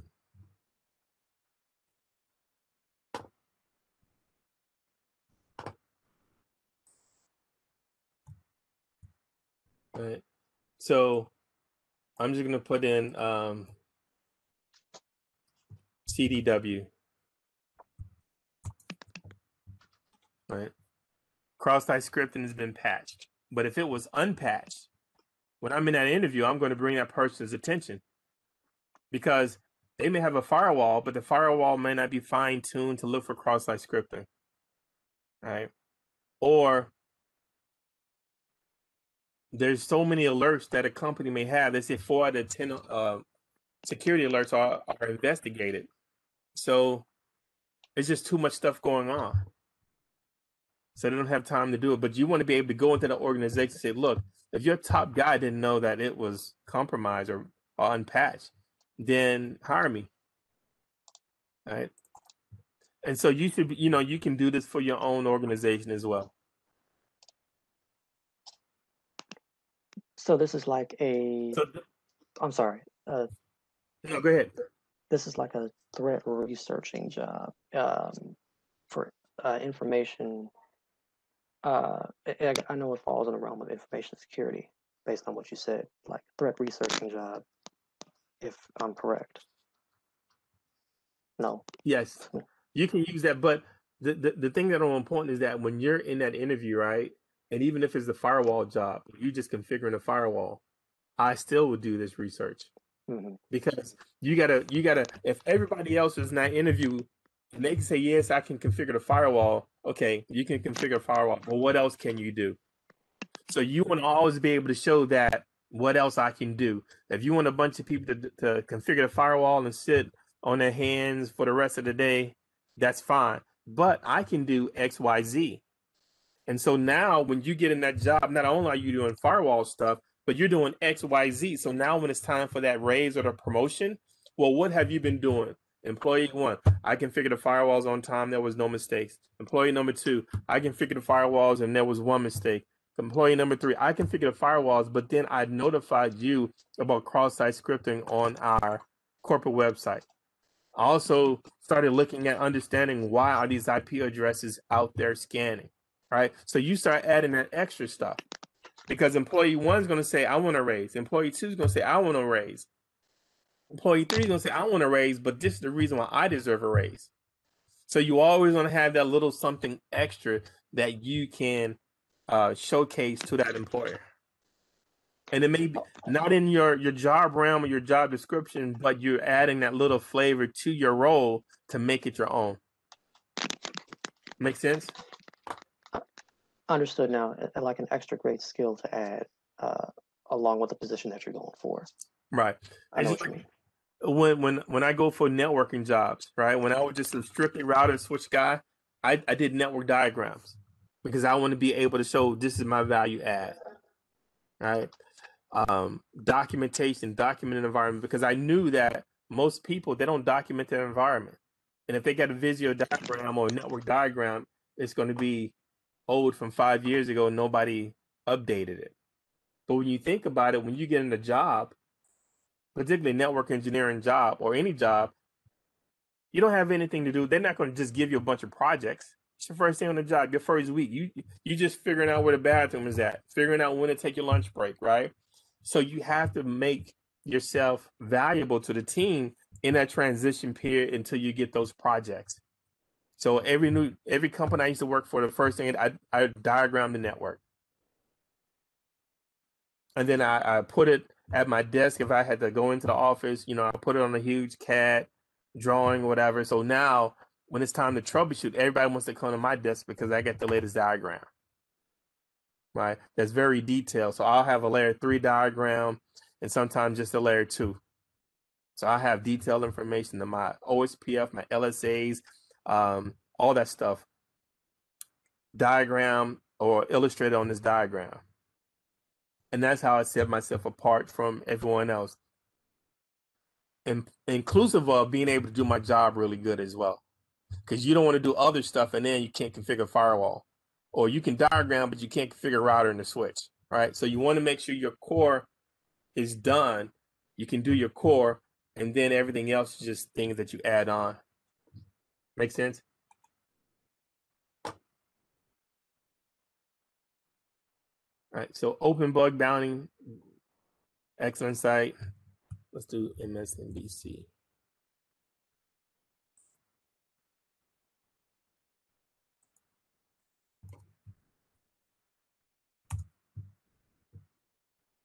So look at this, unpatched since 2016. What year is this now? 2021, right? OWASP top 10, cross-site scripting is always in the top 5. So these are the things that when you bring to an organization, you know, imagine you've been interviewed and the guy's like, you know what, you just don't have the experience.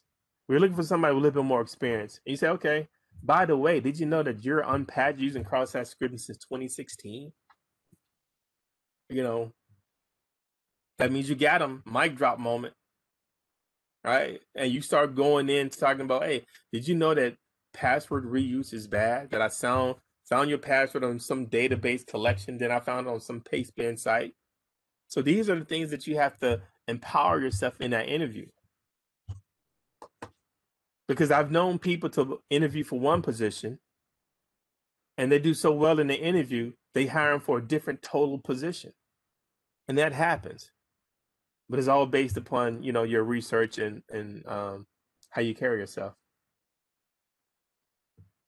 Let me check the chat. See if there are any more questions.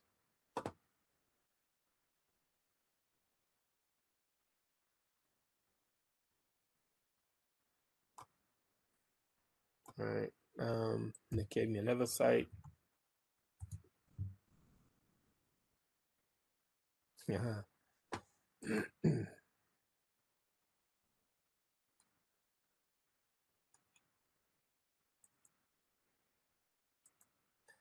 So here, search for write-ups, payloads, bug bounties. So I never use this, but I'm just gonna put in that URL. Didn't come up with anything. Let's do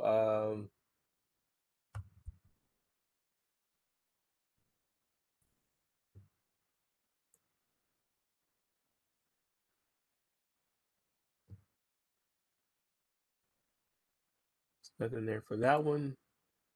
But here you see that I'm looking for SQL injections, remote, RCE, remote code execution, or just this is just any type of injection. Now you have the SQL injections, SSRF, I forgot what that was.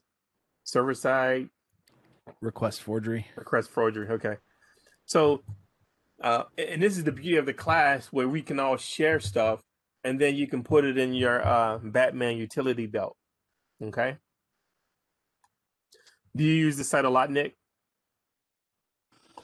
Truth be told, I only found it a couple days ago. I don't remember how I got to it, but I got to that site and then I found the dude on Twitter. And him and his buddy, I think it's Harsh something. I don't remember his other friend, but it seemed like they do bug bounty pretty heavily. And I can tell you that the reason I think they did this is because it's a royal pain in the butt to try and search through easily for, you know, bug bounty write-ups. And this was, I was just looking for one on how to write something up for these. And I started, you know, searching through the internet and I just landed on the site. It's pretty good. I like it. It makes everything pretty simple.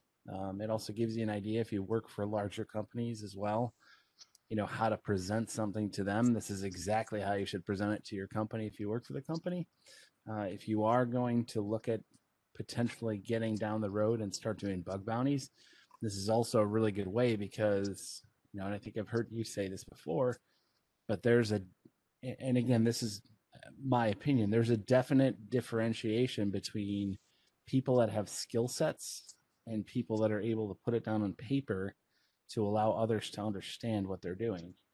So this is just another opportunity to read through. I did it for a completely malicious point. I want to find exploits and exploit them. Right. And that's why I ran across this to write. And like I said, I was writing something up. But it's a really good site. I don't think that all of these are necessarily that person themselves. I think this looks like just a composite or a conglomerate of bug bounty hunts that people have posted to the internet. So like the one you went to, it just might be down. Or if you run across one that doesn't exist there anymore, it might have been pulled, meaning the company might have asked the author to pull it. A lot of times what happens with these bug bounties, because companies are companies, you know, some, I would say larger companies that really do focus on security. They do have bug bounty programs. Some don't. And what they do, they usually do one of two things. And I can tell you that Microsoft is, super notorious about this. I don't know if you guys read about that Windows 10 one where you can literally kill Windows 10 with a script by recognizing a non-existent file path, which is hilarious in itself. If you guys want that, I'll try and dig up the article on that one. But a lot of people come and approach companies, and the reason why the bug bounty site ended up is because companies aren't often receptive to hearing people from outside say, hey, you have a problem on your website, or you have a problem in your company or in your network, and this is how I found it. I can tell you that I've been approached, and I've had to deal with some of that too, and a lot of them are very nice, but you got to look at the playing field kind of holistically. So if you're looking at your own company and your company doesn't really service the consumer, like for example, Microsoft is a giant consumer for lots of markets, enterprises, other humans on the planet, and if there's a vulnerability in there, and somebody found it, and obviously the whole bottom line with bug bounty is getting paid for your bounty, but I can tell you that a lot of companies ignore this stuff, and you have to find a way to get a lot of the stuff out. I don't, and I guess I'll challenge you guys to kind of figure out in your hearts what's right or wrong. If and when you ever do come across a really bad bug, and if the company's not willing to fix it, what do? That's a good ethical question to kind of challenge yourself to. But yeah, I mean, it's a pretty good site. There's other ones out there too that I found, but that one I like. Yeah, and I was going to try to find something to list a company that, and I'm glad you brought up the bug bounties, because there's a French company that actually resells bug bounties, but the first one I went to was $20,000, right? And he has a pretty nice write up. This other guy, he found a bug, and they gave him a goodie bag, right? So when you do your bug bounties, you also have to figure out what company you're doing it for, because they may not pay you any money. They may give you some swag or something, but it's a pretty good write up.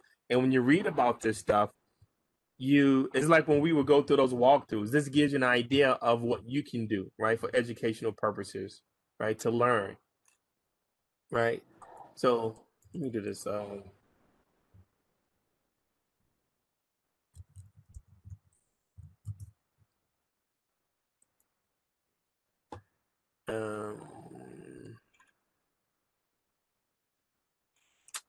I'll find it and send it out. But there's a song contest called Pawn to Own, and we talked about this in the past, where you go and you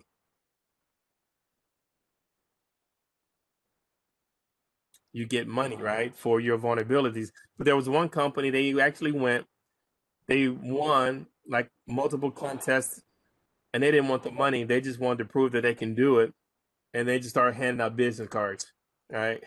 And they start doing their own thing. But I'll find it and share it with you. Tesla, Otha. They gave away one of their cars for hacking them. Competition run by Trend Micro 0-Day Initiative, March 2020. Yeah, I met some of those guys from Trend Micro 0-Day Initiative. I took a class from Corlin, the guy who does the Windows export team, and they're pretty sharp guys. And they told me that on bug bounties, you don't have to necessarily prove the actual bug. You just have to do enough of a proof of concept, and if you do a write up, they'll do the proof of concept for you, but they won't pay you as much as if you actually did the entire thing yourself, which is good to know, because you can make money doing bug bounties. So bug bounty hunting is it not necessarily exploiting, and it's mainly just discovering the flaws more so? Well, it's both. It's You have both. to really consider it as both, because even if you find a bug like the one that Otha brought up with SE.com, cross-site scripting is a very specific type of exploit. So, for example, they might not care. And again, I'm not trying to take the wind out of Otha's sails at all. But if that's the only exploit they have, and I look them up, they're a bank. So it tells me that they probably have something on the other end that probably stops cross-site scripting on their site. So they might not necessarily care that their site shows that as a vulnerability, number one. Number two, if that vulnerability is not exploitable, they don't necessarily care. So a lot of times what you'll see with larger companies, it's nearly impossible to fix everything. So what they typically will go through is what they call a mitigation strategy. So this is another one of those, deep down ethical dilemmas of, what do you do to do the right thing for your company? And this is where my approach has really been to say, let's focus on security holistically and figure out a way to block most things. And then when these vulnerabilities or exploits show up, that's when you need to kind of take them at face value, test them, and see what happens. And obviously, you don't want to start testing, especially on a customer-facing website, because that is illegal. You want to test something in QA. It makes it difficult too on some of these websites, because you do have to kind of, teeter-totter on that white versus gray versus black hat. So just so you guys are aware, you might find a vulnerability, but exploiting that vulnerability, you could be breaking the law. And that is another consideration too, if you're doing bug bounties and going out and finding the stuff, because to Otha's point, you don't necessarily have to prove that it's 100% exploitable. You could set a lab environment up that has the same thing, and then do X, Y, and Z with their code. But just be aware of that too. There's other ways to get around some of these exploits and vulnerabilities. Mm-hmm. Yep. And so this is the company. They had a different name when they would go to pawn to own or whatnot. But this is their payout if you find an exploit, right? So this is for desktop and servers. So you see Windows Remote, MIS, Apache, Chrome, and this is the tier up to, that's $1 million, right? Some stuff dealing with VMware, 200,000, right? Routers, antivirus. So this is what they're willing to pay, because this company takes that same information, they patch it up, and they resell it to government, because they do like the spyware stuff, right? And this is the payout for mobile devices, right? 2.5 million. So this is a lot of money that some people, what they do, this is it. This is what they actually do for a living. They do bug bounty. And so when you look at this iOS stuff, 2 million. What does Microsoft? So if you not Microsoft. So if you find something, you have 3 things that you can do. Tell the company, they give you, a T-shirt, maybe they give you some money. They may say it's not exploitable, or you can release it in the wild, get caught by somebody from a 3-letter organization knocks on your door, or you give it to these guys. It's legal. And so think about $2 million. This guy, I want to show you this article. 14-year-old who discovered the major FaceTime. So do you remember this? It was about a year ago, right? I don't know what they gave him, but I guarantee it wasn't $1 million. Right? They offer up to $200,000. So if you find something, you have, okay, do I give it to Apple and maybe they give me 200 grand? Or this other company that's going to give me, 2 million grand.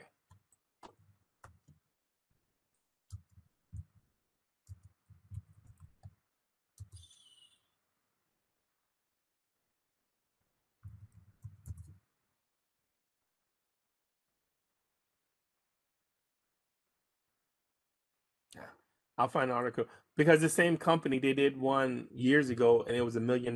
They offered that like in September. Forbes did an article on in September. Then they did another article in November saying that somebody actually got the bug bounty. And so somebody made $1 million within, 2 months or so. So bug bounty is good, and there's a few books out there. There's a couple of Udemy sites that talk about bug bounty, right? Walk you through the process. It seemed to be pretty good. But this is a real good site. I have to bookmark it. Can you paste that in the chat? I did. Yeah. Oh, cool.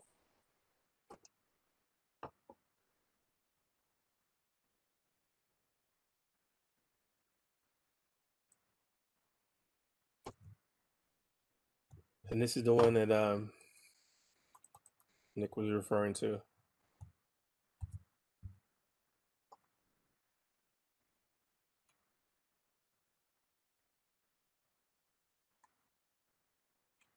Right. Do not run that code on your own computer if you have Windows 10.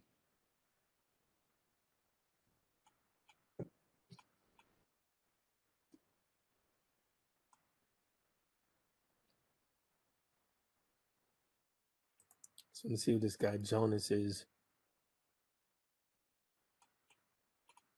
So this would probably be a guy to follow on Twitter.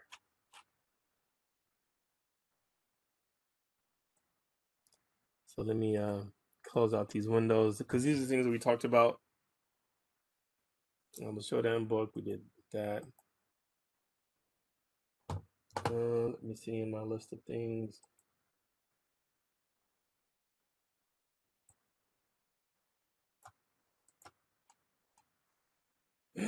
Okay, so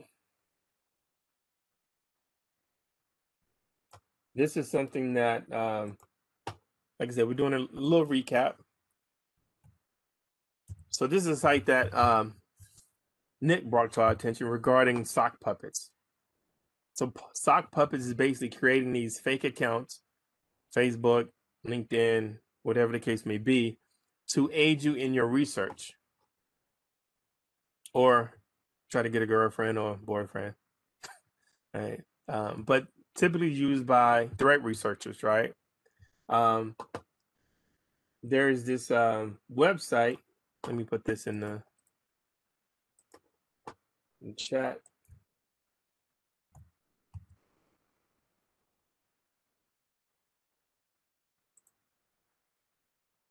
Because now you got to, if you do this, you have to figure out, well, where do I get the pictures from? So here's a site.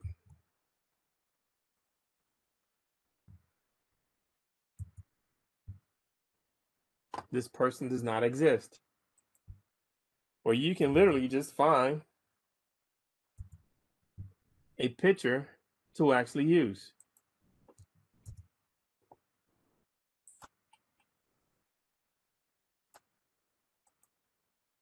Okay.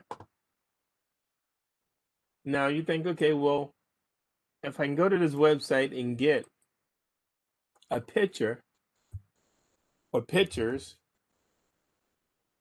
then what about names and information and things of that nature? So, fake name generator, gender, male, I'll do a female, name set, American, country, United States. Let's go to advanced options.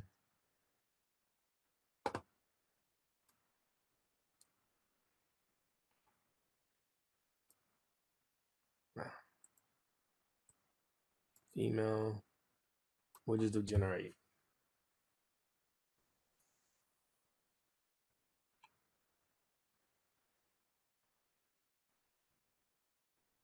And then let me go back to this person does not exist.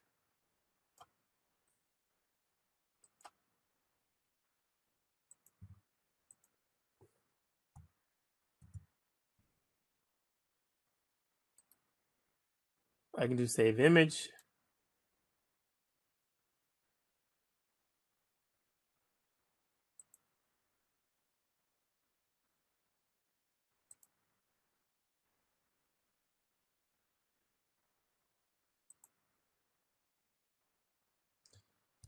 So I get an image, multiple images, or you can, you don't want to use stock photos and things of that nature, right?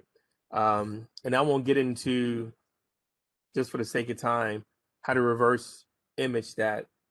Maybe we'll take a look at that next week. But here's Betty. Betty's not a real person, but here's her address, geo coordinates, how old she is, email address, browser agent for, passwords, the whole 9 yards. The company that she works for, her occupation, favorite color, vehicle, all of this stuff, right? Now, you probably don't want to use this email address. You want to use your own. And the website that Nick talked about was mail.com.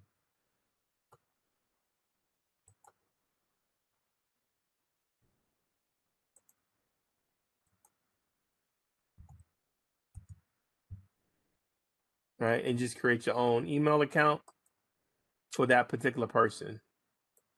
Right? That doesn't necessarily look like a Betty.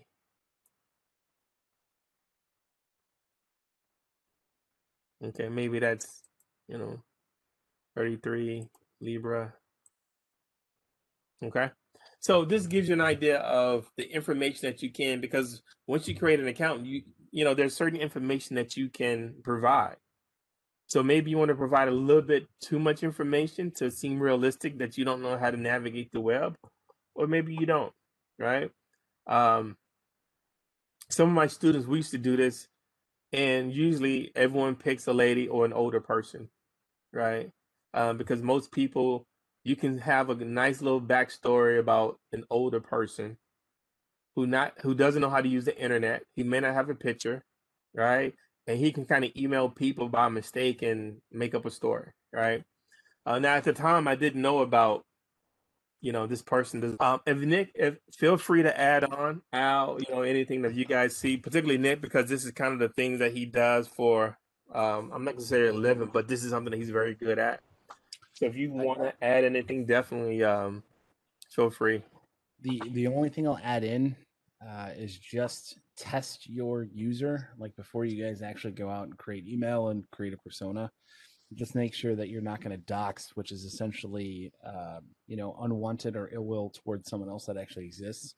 So there's a couple other websites you guys can use too, because a lot of times when I do these users, I just use some simple mix of their first and last name. I don't make it very unique at all. So this is a simple one. This one is also what's built into Kali Linux too. There's a manual way to do this in Kali Linux with the same site, but this is another good one too to check and see if your username is being used somewhere else. But that would be the only thing that I caution you guys with. Just make sure you're not going to cause unwanted harm to somebody else based on your searching. So.